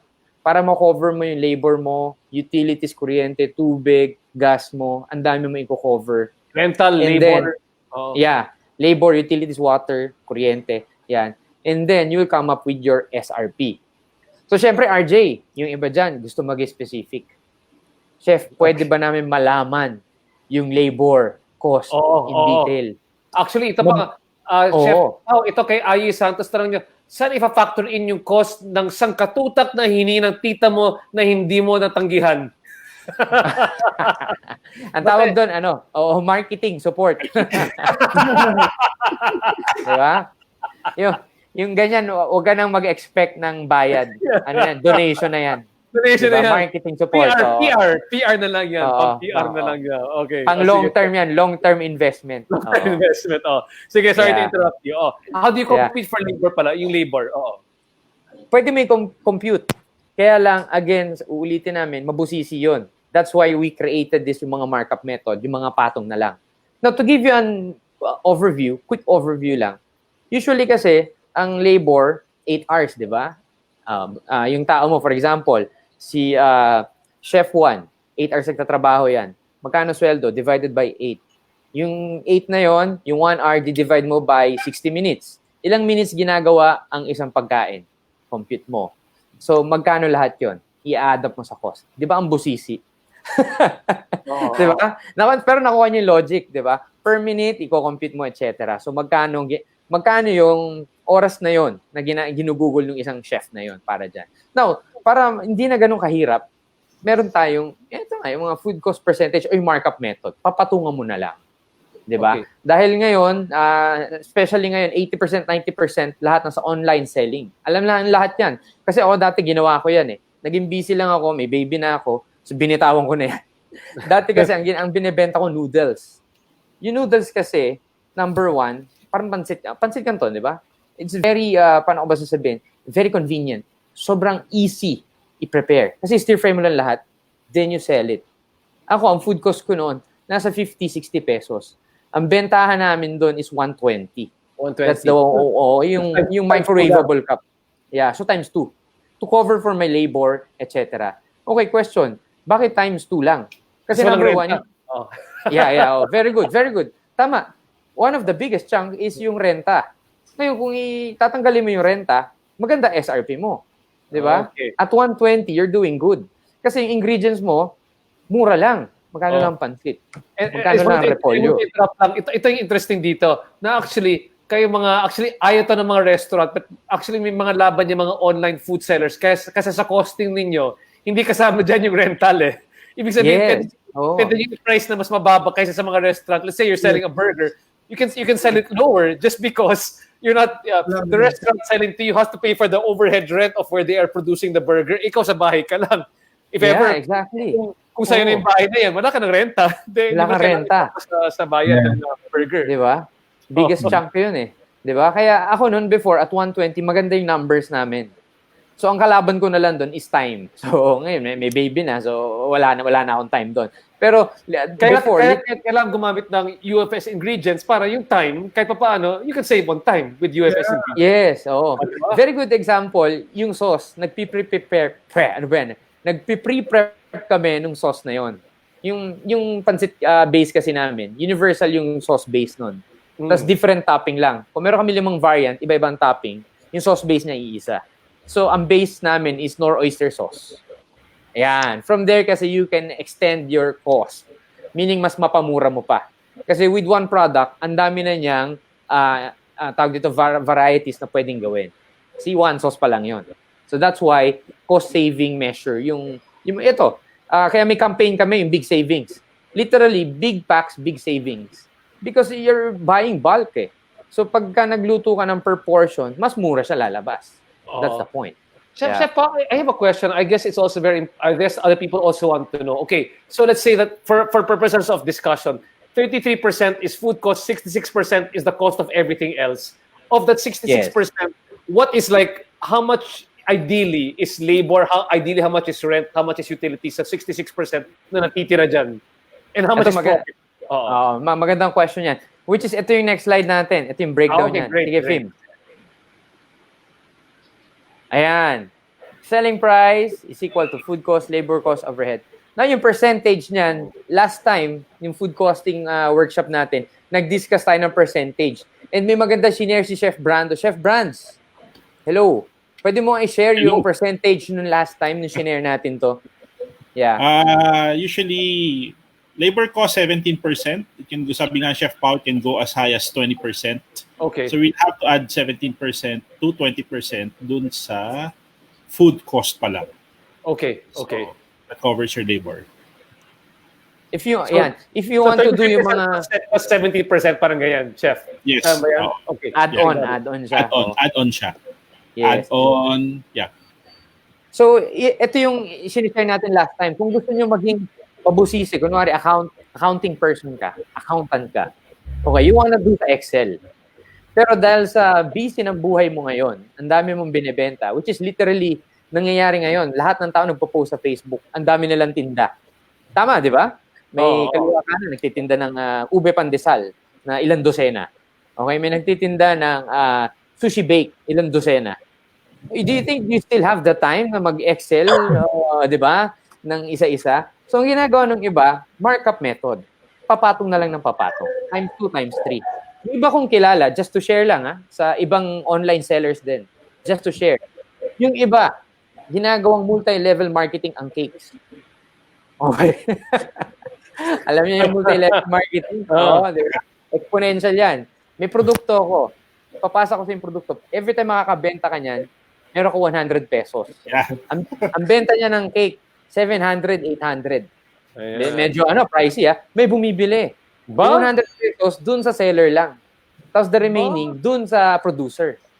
So that's the industry. Diba? Marami parang open-minded dyan, Oo. So that's the basic principle ng costing. Lahat kumita. At the end of the day, ang sinapul mo dyan is the consumer.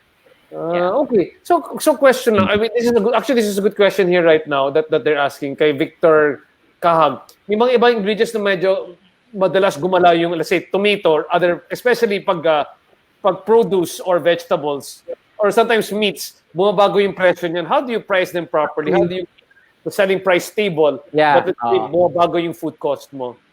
Yeah, lagi kang, for food cost, okay, sa recipe sheet. May recipe sheet ba tayo dito, Fim? Wala.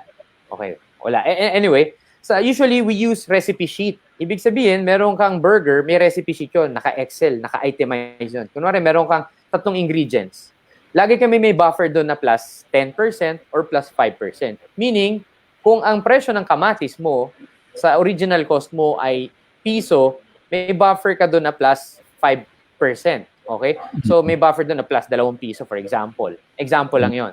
Para every time tataas ang presyo sa palengke, kung saan ka man bumibili, sa supplier mo, pasok pa rin siya sa costing. Buffer ang patong mo dyan. Lagyan mo ng buffer ang food cost. Yep. I think also, siguro to share also, a good way to do a food costing, you get the costs from supermarket or retail. Kasi there's already a 30%, okay. there's already a 30% markup eh. Yep, Diba? yep. So, if you are getting from a direct supplier, diba, kinita mo na yung 30% na yun. Diba? So, you could play around with that, no? Parang ganun. I like that. I like that. Very interesting. Very, very, very practical tips. Okay. And then, how do you handle rental? Kasi usually, let's say, just so people know, no, but mas maganda yata maging galing sa bahay imbis na galing sa mall. Like right now. Gano'ng kalaki yung patong, let's say, for renta kung sa mall yan is food cost mo? Would you have any idea, Chef Pao, how high that would be? The best person to answer si Chef Ken kasi meron silang restaurant in Boracay. That's Team Punk Burger. Best burger in Boracay nung nandun kami. Well, siguro, Arj, I guess, Sige. if it were in a mall, if you were in a mall, definitely, medyo mahirap maggawa ng negosyo sa mall eh. You know, first of all, yung tao, there's only a set time that people can go in your establishment. That's one. Second, I think they get like a 5% off your overall sales. So maraming mga kaltas doon. In the end, ang yumayaman yung mga mall owners, di ba? Hindi ikaw. So I think for marketing purposes, having your store in a mall creates buzz, di ba? Kasi may foot traffic at the same time, of course, dahil may foot traffic, maraming bibili niyan, especially kung sikat ka na. So having a business in a mall is something that I would really try not to do muna, especially if you're starting up. Once you're established, then you do that. Siguro going back lang, I could share with you, parang to do a quick, kasi I have this place nga in Boracay, and what we do, when we started, mura lang yung renta kasi doon, ngayon medyo tumaas. Ang aking game plan doon is, like Boracay, for example, 6 months of the year, ang ganda ng business. 6 months of the year, the rest is actually medyo floating depending on the influx ng tourists, no? So ang gauge ko dyan, para malaman ko kung kumikita yung business ko, alam mo yung ginagawa ko, yung first 2 days is already allotted for rent. So which means, for example, if I'm earning 5,000 a day and my rent is 10,000 a month, first 2 days ng aking buwan, bayad na yung renta ko. And then, I would siguro suggest, parang 2 days, kailangan bayad na yung renta mo. The next, siguro next week would be for your other expenses. For example, labor. Depende kung gaano karami tao mo, computein mo. Assuming, for example, ang labor expense mo is, let's say, 50,000 a month. Dapat, kumikita ka ng 5,000 a day, dapat in 10 days, bawi na yun. Yung ganun ba? So, ibig sabihin, ang dami ng labor ko because I'm earning 5,000 a month and I'm spending 50,000, parang ang daming labor ko. Kailangan dapat in 5 days, bawi na ako ng labor. So you create a formula. Diba? So that's what I do, no? And then I would assume, for example, 33% food cost. I do 38 kasi. So assuming in 38 food cost ko, in 2 weeks time, dapat bayad lahat ng ingredients ko. So which means, kikitain ko sa isang buwan, yung 15 days, the end of the month, yung 15 days ko, yun yung kita ko. Minusin mo yung taxes mo, minusin mo yung other expenses, then if you're making 5,000 a month, a day, so basically you are making roughly around 500,000 a month, hindi ba? So, alisin mo lahat yon, you're making 200,000, alisin mo yung taxes nun, di kumita ka ng mga 70,000. If you're a solo owner, 70,000 a month, earning 5,000 a day, I don't think it's a bad thing, di ba? So, that's how I do my quick computation, Yan yung sekreto ni Chef Ken, alam na namin. Milyonaryo na si Chef Ken pala, hindi ko alam sa mga Tory Burger. Yun. Small space. But, I'm not saying na that's the right way, ha? It only works if you are, like Boracay kasi alam namin yung influx ng tao eh. From January to October, ito yung, kinikita namin. So more or less, I play around with that already. Pero, bottom line, it's really better pa rin to break down the costs, add your percentage. You play with that. You create a formula kasi, bottom line, figures are the most important thing that you have to learn, and it always is different from one business to another.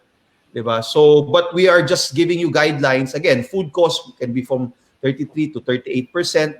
Beverage cost, normally about, I would go 18 to 28% maximum. So, kaya malaking kita sa, sa drinks. Kumita. Yeah. So, Quick question. Yeah, Chef, isa pang... Yeah, please go, Chef.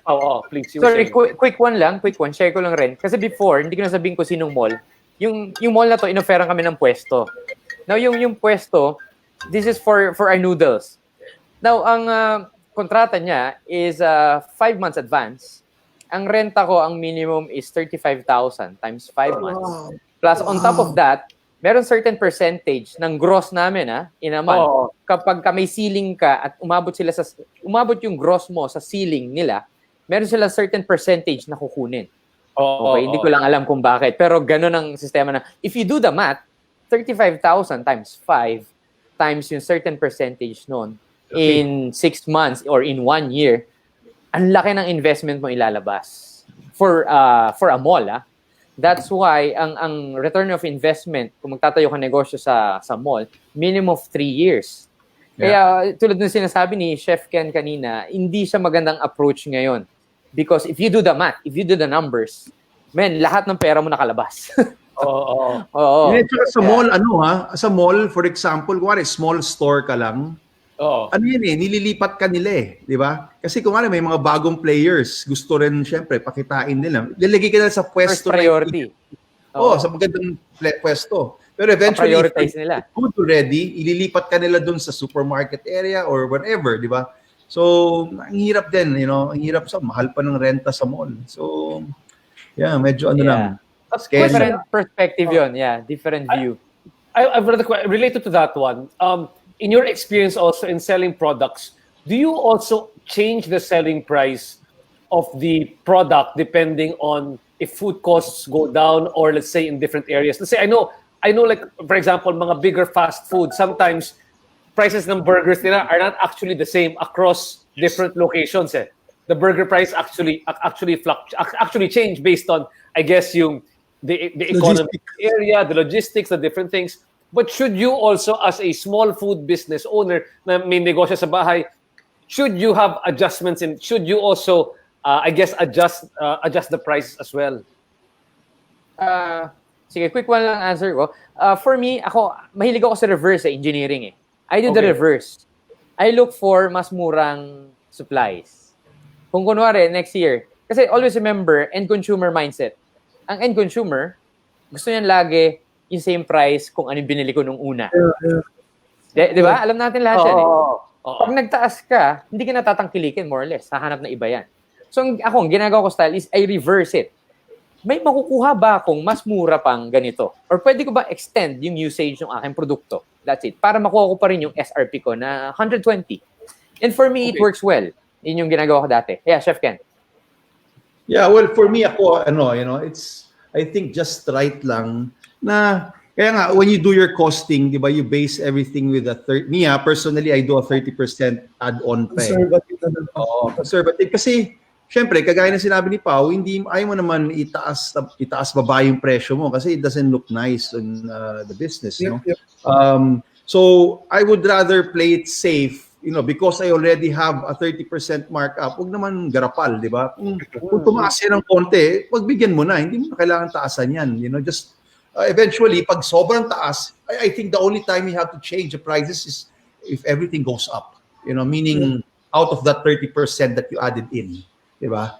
So, yun lang yan. That's my 2 cents there. No? Okay. No, I was just wondering lang. So people are sensitive. I guess, because like for me, it also depends on the market that you're catering to. That if it's a very price-sensitive market, we're getting value for money. A little change in the price, kuwang-kuwa. But if it's medyo... And you were saying. Sorry. And okay. Again, guys, sa mga home business owners, this is a different ball game. Yung home business versus yung medyo big solo restaurant ka. Kasi may take into consideration ka na dyan yung taxes mo, BIR, etc. Ang dami mo i-consider dyan.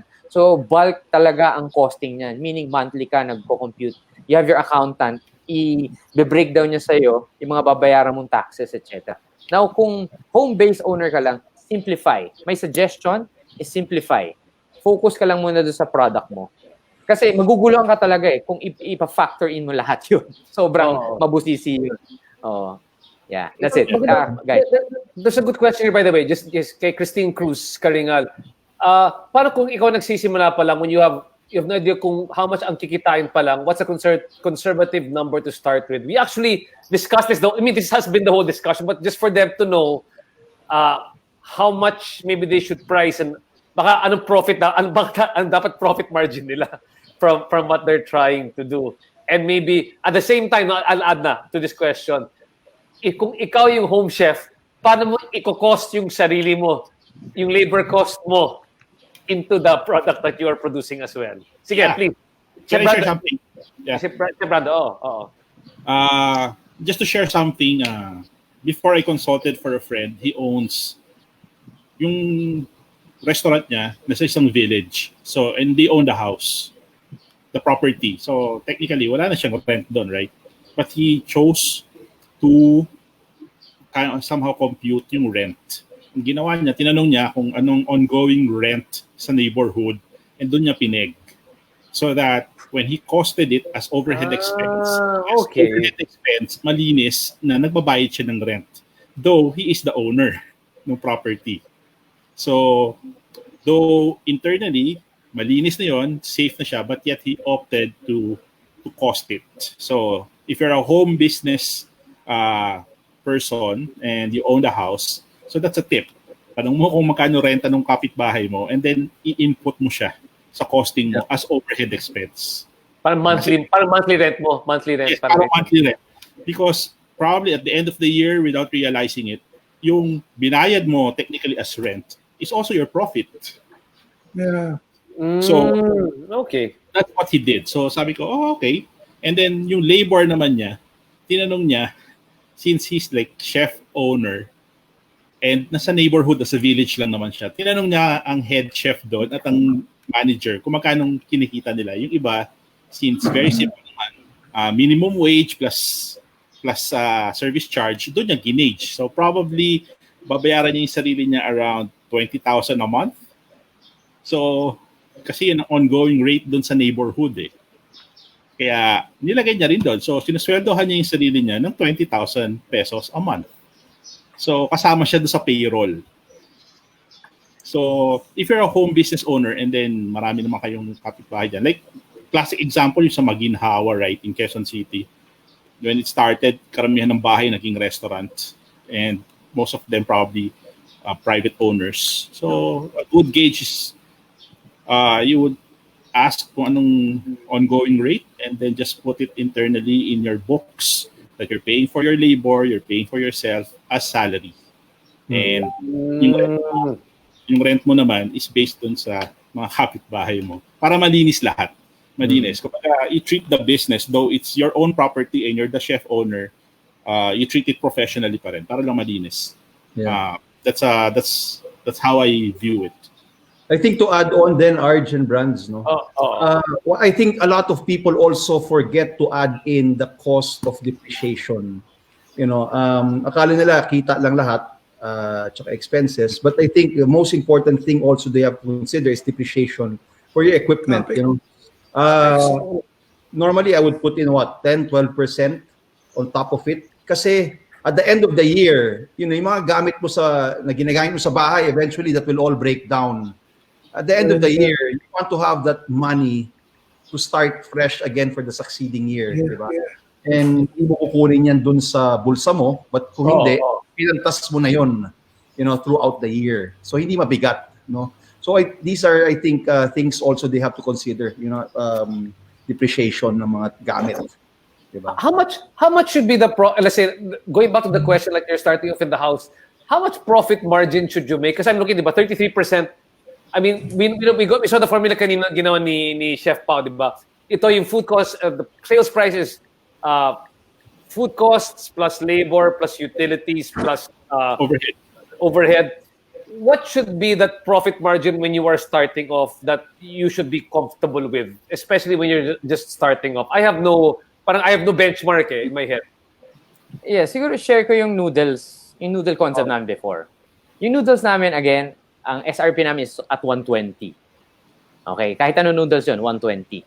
Ang malinis sa amin doon, meaning net, is 30 pesos. 30, 40, around that. So meaning, pagka may 30 pesos ka net, at may benta akong 100 times 100, I have 3,000 na malinis, di ba?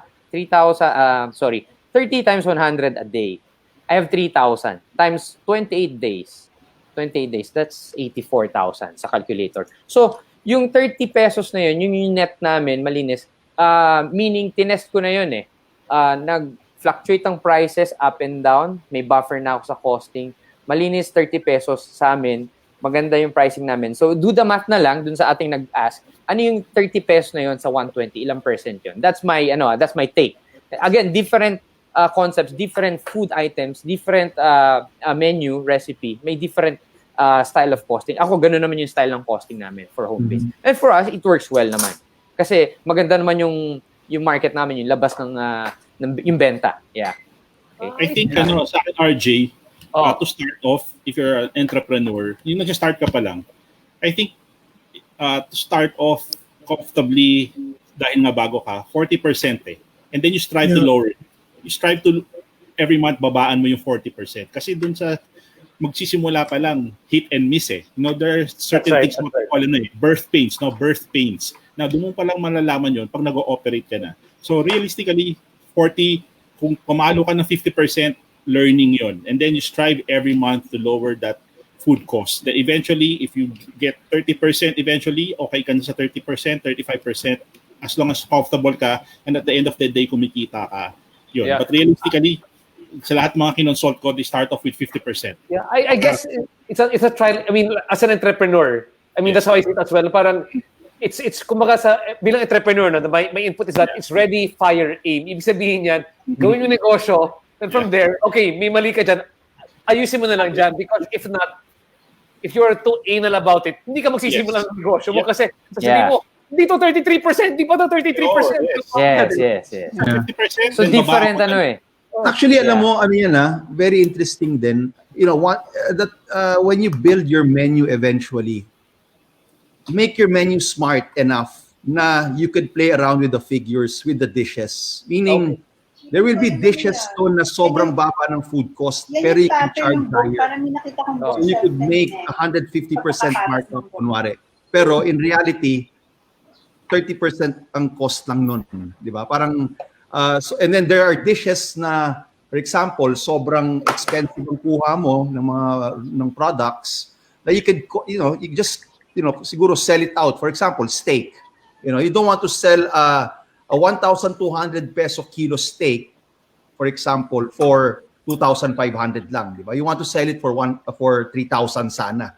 Pero the other dishes on your menu could actually absorb that one eh. So in the end, if you are planning yan yung smart menu para complement yung okay. So I think bottom line, making a smart menu is very important, di ba? Put expensive items, kunwari, or high cost items, and then put very low cost, high profit, and laruan mo lang. And also beverage, tea. Yung low profit mo and yung medyo high cost yung the combination of items, is it like dapat ito let's say a steak, for example lang, steak mahal yan, and your margin might not be so big, but it's a side dish that you order with the steak that you can have a high margin of. Yes, exactly. Kunwari, mac and cheese. Mac and cheese with the steak. Plain rice. Di ba? Plain rice. 60 pesos. Kunwari, plain rice is a good example. Magkano lang ang cost ng rice? Siguro 60 pesos. Ibenta mo ng 30 pesos, di laki na ng tubo mo doon. Di ba? So, there's really a formula that eventually, once you run your operation day to day, makikita mo where you could save, where you could add, where you could subtract. That's what I think makes it exciting, for new businesses eh, di ba? Yes. And in fact, there's somebody asking a question here, template for food costing, please. I believe may template. Maraming salamat, Angel Marfa. She really likes to talk. You can find the template for the food costing on the UFS site, di ba? Yeah, the UFS. UFS.com, yes. You can get the concept over there. Wait, this is another interesting question, guys. So sorry to interrupt. Chef, pasensya na, maraming magandang tanong eh. Sabi ko, food costing, pinakamaraming tanong dito eh. Maraming din Oh, last topic ha. Ang daming tanong ha. Last topic. Grabe, kala ko wala nang nanonood. Oh.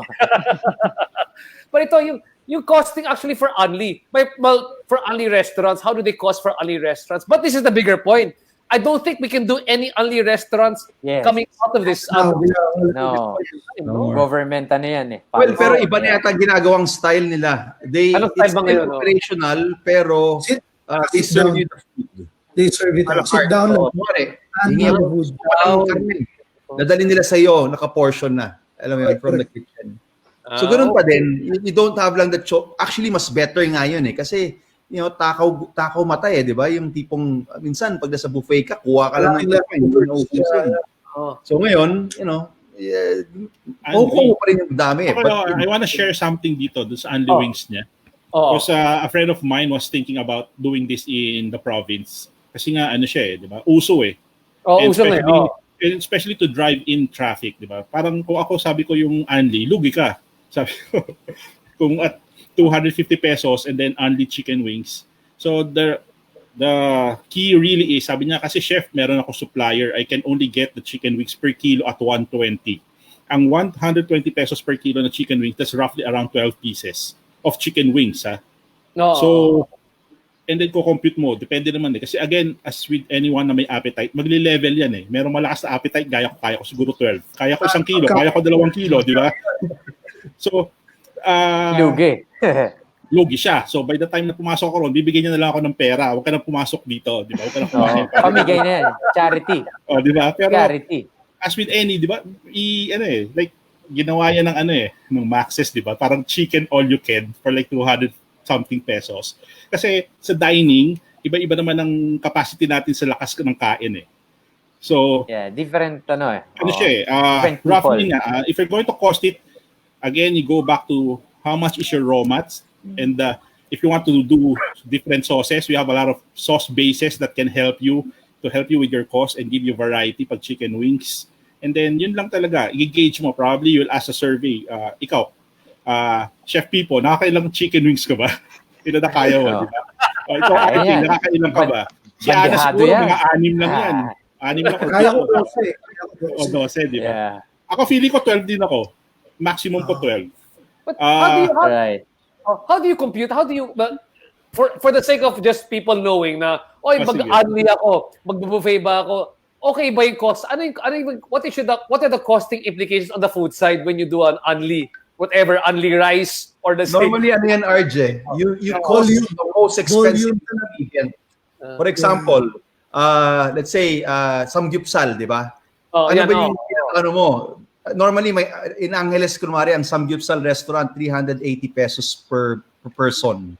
Di ba? Ang baka is magkano? They get their beef for 220 to 40 per kilo. So, meaning, ang isang tao can only eat, not everyone can eat 1 kilo of meat. Di ba? Maximum na yan, siguro kalahating kilo.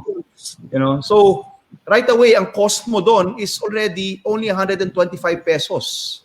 Di ba? For the meat alone. So meaning, kung you're selling it for 380, you already made 200 plus pesos, 260. Di ba? So, imagine mo, may mga sidings pa siya. Yun yung nakakabigat eh. Di ba? Kaya nga smart eh. Smart yung ganyang business. Pero, siguro 1 out of 10, lugi ka. Pero na-balance off na kasi babae, hindi naman malakas kumain yan eh. Di ba? So, diba? Saka talaga, to add on lang, by volume talaga sila kumikita. Meaning, good example yung samgyupsala, no? So, meaning, ilang turnover. Favorite. Especially, shout out kay Patrice, no? Laging kasama ko yun na kumakain doon. No? So, but again, ilang seating ang kaya niyang gawin. So, talagang through volume siya kumikita. So imagine mo sa buong araw, no, ilang sets ang kakain. matagal na ang 1 hour and a half, no? Matagal na yon, and then ilang days yon. But of course, ngayon, through COVID, no? 30% capacity lang. But slowly naman they're opening up. Kailangan lang may protocols para safety. Okay. Okay. Sorry guys, we're gonna... Chef Pao, meron ka ba ibang dagdag? Kasi marami yung ibang magandang tanong eh. Siguro, hindi, ibabalik ko lang dun sa sa home business, online selling. Sorry, basic example, ibabalik ko lang yung yung, for example, ube, cheese pandesal. Classic. Lahat may ganyan, di ba? Now, ang question dyan, i-share ko lang sa iba. Yung iba, sustainability ng costing, ito nga yung point ko, sustainability. Meaning, for example, you have ube cheese pandesal, and yung binibenta mo to at 20 pesos. Ito from my experience. Yung isa, binibenta niya at 40 pesos. Okay? So, ang question dyan ngayon, so sino yung mas mataas ang benta? Yung 20 pesos per piece o yung 40 pesos per piece?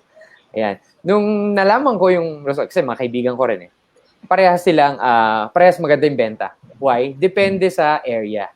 If your area is merong pang cash outlay na pang 40 per pandesal, for them it doesn't matter. 40 pesos yan, bibiling ko yan. Yung isa naman, doon sa area niya, 20 pesos okay na sila, malakas pa rin ang benta. So anong point? Again, gauge your market if you want to cost it properly. If you want to sell a product, gauge your market first. Kasi mamaya, sobrang mahal naman ang produkto mo at binenta mo siya sa maling market, hindi ka bebenta. Hindi negosyo yun. Lugi-lugi ka. Yeah. So, magandang tip yun for the home business owners na startup. Know your market, paring costing mo, nakabangga. That's a question of Refse Aguirre Zerimar. I think like it's key. I mean, me coming from an entrepreneur's mindset lang is the idea that even online, you have to strategically choose kung anong market gusto mo bentahan online. For me, that's really the key over there because may value market for buying in bulk. May premium market naman dyan, di ba? Selling expensive cakes or expensive kurobota beef or pork, di ba? Yeah. And some others are not going for that value some are going for the luxury proposition, some are going for the value proposition. Kailangan mo lang pumili kung anong gusto mo, di ba? Yes, exactly. Correct. Okay. Having said that, chefs, it's been a really great discussion. And before we close, again, we're speaking to online food sellers. You've seen all the feedback on this one. And sabi ni Fim, babalik tayo ulit because this topic is so interesting. We're gonna go back and do more practical tips on food costing and all these food on this one. Kasi we haven't talked about what's good kitchen equipment to have. People like this topic. Apparently, it's very nice. Yeah. But then, what's your last pair of 2 cents sa ating mga home-based entrepreneurs with regard to online food selling out of their house? Let's start off muna with Chef Ken. Chef Ken, the final words mo, and then also how we can help strategize for online food sellers to improve their business.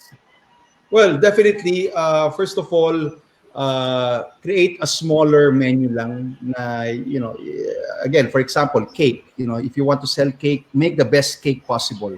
All right, and market on that. All right, make a smart menu. Okay, smart menu meaning, again, all of these things that discussed natin ngayon rolled into one. You go down understanding your costs, understanding your market, understanding your packaging, for example, how you're going to transport this one. So very important, before even churning out business, plan everything. I think that's the most important thing, Hindi lang yung banat ng banat. Everything has to be planned properly. Okay, that's my 2 cents. Okay, maraming salamat, Chef Ken Cacho. Thank you again, Chef Ken, for coming back. Our country executive chef for UFS. Really great every time we get to speak to you. Next, can I have Chef Brando? Chef Brando, your tips for our online food sellers. Okay, so hopefully this seminar or this webinar was helpful, and I think I can leave you with why are you in the business in the first place, diba? What is your motivation? What is your motivation, right? Kasi ngayon, diba? Ano ba yung motivation mo? Kasi that will somehow propel you and kind of inspire you kung ano ba talaga eventually gagawin mo.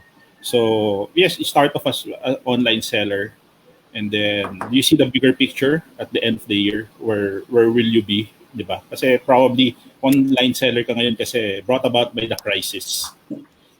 But do you see yourself doing this when everything has normalized? Yes. So yung long term yung long term, because if you're going to do this now and the effort of doing R&D for your menu, marketing, packaging, delivering, everything, diba? Do you see yourself like in 2 years from now that gagawin mo pa rin ba siya? And yun, just maybe it's really more of the future or a foresight of what you want to do with the business you're going to do now. And then eventually, if you really want to hell bent on being really serious with this, I think RJ and his company will be able to help you a lot. That's right. So Mercato, Mercato online delivery. Yeah. If you need us to help you deliver your product, online food seller ka, we'll help market and even deliver your product. Just in case, sa lahat ng mga nakikinig dito ngayon, no, if you want, you know what, we'll have more series ng mga UFS.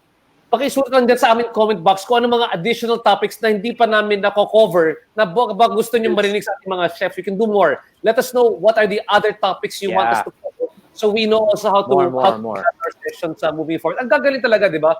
I like that kay, maganda kay Chef Brando, yung sabi ni Simon Sinek, start with why. Why are you in the food business in the first place? Kasi it's like for me, why am I entrepreneur? That time sa talagang umiiyak na dahil hindi ka kumikita, or like right now, crisis ngayon, di ba? What is your purpose for selling right now? It's got to come out over there. And why are you a chef? Sometimes talagang it's a tiring job, and it's really a start with why are you a chef and what do you do? Yeah. Thanks so much, Chef Brando Santos. Chef Pipo, ikaw naman. Okay, coming from Chef Brando's comment, doon tayo mag-base. So now that we have a goal or motivation in this, alam mo na yung kaya mo ginagawa tong business na to, don't also forget to, to have fun. Meaning, enjoyin mo tong ginagawa mo. Because ang hirap if you do something that wala kang goal, di ba? So since may goal ka na, and if it's a long term, di ba, ayusin mo na. So just so for the online sellers, if you're doing great right now, just keep on doing it. And then again, sabi nga ni Chef Brando, if everything returns to normal or open up na ang industry, what's the next step? Kasi sayang yung pinaghirapan mo during these 3 months or 4 months of online selling. So how can you even i-prolong or i-continue to after this 4 months? And again, not only for the online sellers but also to all the restaurant industries, slowly nag-open up na isa-isa. So resilient naman tayo. So sabi nga here in Unilever, sama-sama, tulong-tulong. So let's help each other, So sabi nga, let's buy online food, let's buy products to support one another. So let's just be optimistic and always remember in food safety din. Kahit online sellers lang kayo, lagi natin i-prioritize yung food safety. Prepare all the food the right way with tamang protocols ng food safety. So that's it for me. Ayan, maraming salamat, Chef Pipo. Chef Pipo, hinintay ko yung inihaw mo, ha? Thank you so much. Chef Ana! Chef Ana, Chef Ana pala pa. Maraming fans. Chef Bilog. Unahin ko na. Sige, Chef Ana. For all the online food sellers out there, what would you like to share with them? Yeah, so for the online food sellers, don't be afraid. Yun yung number 1 ko. Don't be afraid. But of course, lahat ng diniscuss namin dito, sobrang, kumbaga, ang nakakati ng ulo, masakit na sa ulo, to be honest. Pero, yun muna kailangan natin maging fearless, lalo na sa panahon ngayon, di ba? You have to be sustainable. Kailangan mo really mag-accept yung fact na nasa crisis tayo ngayon. So, what can you do about it? Di ba? If you really have the skill, di ba? Why make use of it, di ba? So, yun tayo ngayon. So, kailangan natin talagang maging resilient and fearless sa panahon ngayon. Also, connecting with Chef Kenneth, kailangan really have to know your market. Diba? I really suggest to you guys na ask your relatives. Kasi for sure yan naman yung unang market nyo Your relatives or your family, diba? And then, parang sa'yo. Diba? Parang sa kahit anong business, guys. Diba? Your relatives will be your number 1 supporter. Diba? Of course, your relatives naman for sure pwede bang free taste muna? Yung mga ganon, di ba? Pero know that they're your investment as well. So, make sure na you give what they want, or not really give what they want, but make sure na you have it, everyone to taste para meron na kayong feedbacks and then you can improve on it. Also, get from suppliers, 'di ba? Para makamura tayo sa food cost. Yun din eh. So, bigger savings, bigger packs, bigger profit. Yun naman tayo dito. And of course, huwag niyo kalimutan ang food photography or photos kasi ang mata natin ang unang kumakain, 'di ba? So, if hindi sila na-entice sa food nyo or sa food photos nyo, hindi rin natin siyang ganun mabebenta. And enjoy lang the process kasi kasama yan sa lahat. And yeah. Again, thank you so much, Chef Ana. Palakpakan please si Chef Ana. Chef Ana, really, really impressed. Thank you so much. At syempre, ito yung pinaka-engaging na topic, food costing. Si Chef Pao. Chef Pao, what's your final tip for ating mga online food sellers? Yeah. Actually, ito sa lahat ng nasa food industry, okay? Puso, okay? Simulan mo lahat sa puso. Lahat ng ginagawa mo, especially in food, kailangan magsisimula sa puso mo. Why? Because number one, this is never a glamorous job. Why? Magluluto ka, mamimili ka, lahat ng hirap gagawin mo, man hours, prepping, costing, magbebenta ka, malulugi ka, masisiraan ka ng pagkain, etc. Never a glamorous job. Kaya puso. Okay? Yun ang unang focus mo dyan. Yung, alam mo yung burning desire mo na gusto ko itong ginagawa ko. Yun ang focus mo dyan, yun ang priority mo. And then, of course, following that, yung next dyan, is you enjoy. Kasi yung iba passion na yan eh. So, secondary na lang yung business. Kung passion mo siya talaga, go for it. Kung gusto mo magbe-bake ng ube pandesal, natutuwa ka, go for it. Kung gusto mong nagbe-bake ng cake, ako pancit, si Chef Pipo, cake, go for it. Passionate ka doon. And make your passion your business. Tsaka ngayon magtinda. Kasi you'll never feel na trabaho siya eh. Kasi passion mo nga yun. Ititinda mo lang. Pero do it right. Do it right. Do the right posting. Oo. Do the right preparations. Kasi guys, this is food. This is serious business. Hindi siya yung bara-bara na kasi nakita mo lang yung post ni ganyan, gagayahin ko. Yeah. Tapos pag hindi masarap, lugi ka, ayaw mo na. Hindi ganun to. Okay, maraming trial and error dyan. Kung hindi masarap, fine. Recreate again and create more. Alright? And for me, that's it. And everything will follow. Puso ang simula mo dyan. Ayan, puso! Ayan, parang gilas lang tayo dito. Maraming salamat. Yeah. Thanks so much to all the chefs for joining us. It's been a really great journey for all the people listening. It's been a great journey for me. I've learned so much about the industry here as well. And hopefully, hindi pa ito yung ating last session. There's so many people with more topics. Actually, maraming sasabi, kailangan natin ng deep dive. Dapat mas maraming lectures at tungkol po sa mga food costing because people want to know it in more detail. More pa on, actually, si Robbie wanted to talk about tips on food storage. More webinars on food costing. Meron pang iba, di ba, Sam? Sa proper portioning. Alam mo dito, busog na busog yung mga tao dito ngayon. They said, what great topics you have. Portion control to make profit, please. So again, thank you. Food safety, actually, food safety noon, but maybe we can do a more in-depth topic on food safety. Yeah, sure. Step by step. And again, thanks so much to Gabby behind the scenes and to Fim for bringing us all here together. Hopefully, na-inspire lahat kayo to become better chefs. And remember, the first thing we need to start this off is really puso and passion. Alam ko medyo, it's been a difficult challenge to all of us here right now. Even for me, my food business is under its challenging times. But again, start with your why. Again, sabi ni Chef Brando, we're here to serve other people. And hopefully, after we serve other people, dyan lalabas yung ating true purpose in doing this business to really help other people. And sana, guys, buy local, support local, stay healthy. Hopefully, very soon, we will see you again dito sa UFS. Again, maraming salamat, chefs. God bless to all of you. Art, sorry, Happy weekend. I'd like to, all of the students now who are watching, I hope you learned a lot from the UFS chefs and also from RJ, and thank you again for having us, Salamat. I hope we do something again. Oh, yeah. Syempre, si Gabi sabi niya, Gabi Go of Unilever, magkakaroon ng bagong Facebook live page, pati YouTube, pati Spotify. Thank you so much, Gabi. Malapit na, Gabi, di ba? Malapit tayo makashow na dito, di ba?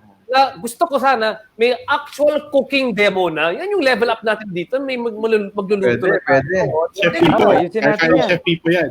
Ayos yan. Gawin natin, Arj. Yan. Maraming salamat, guys. God bless. Thank you. Have a good Friday. Thank you. Happy weekend. Happy weekend. Yan, no? Bye-bye. Bye. Bye, guys. Thank See you you. soon.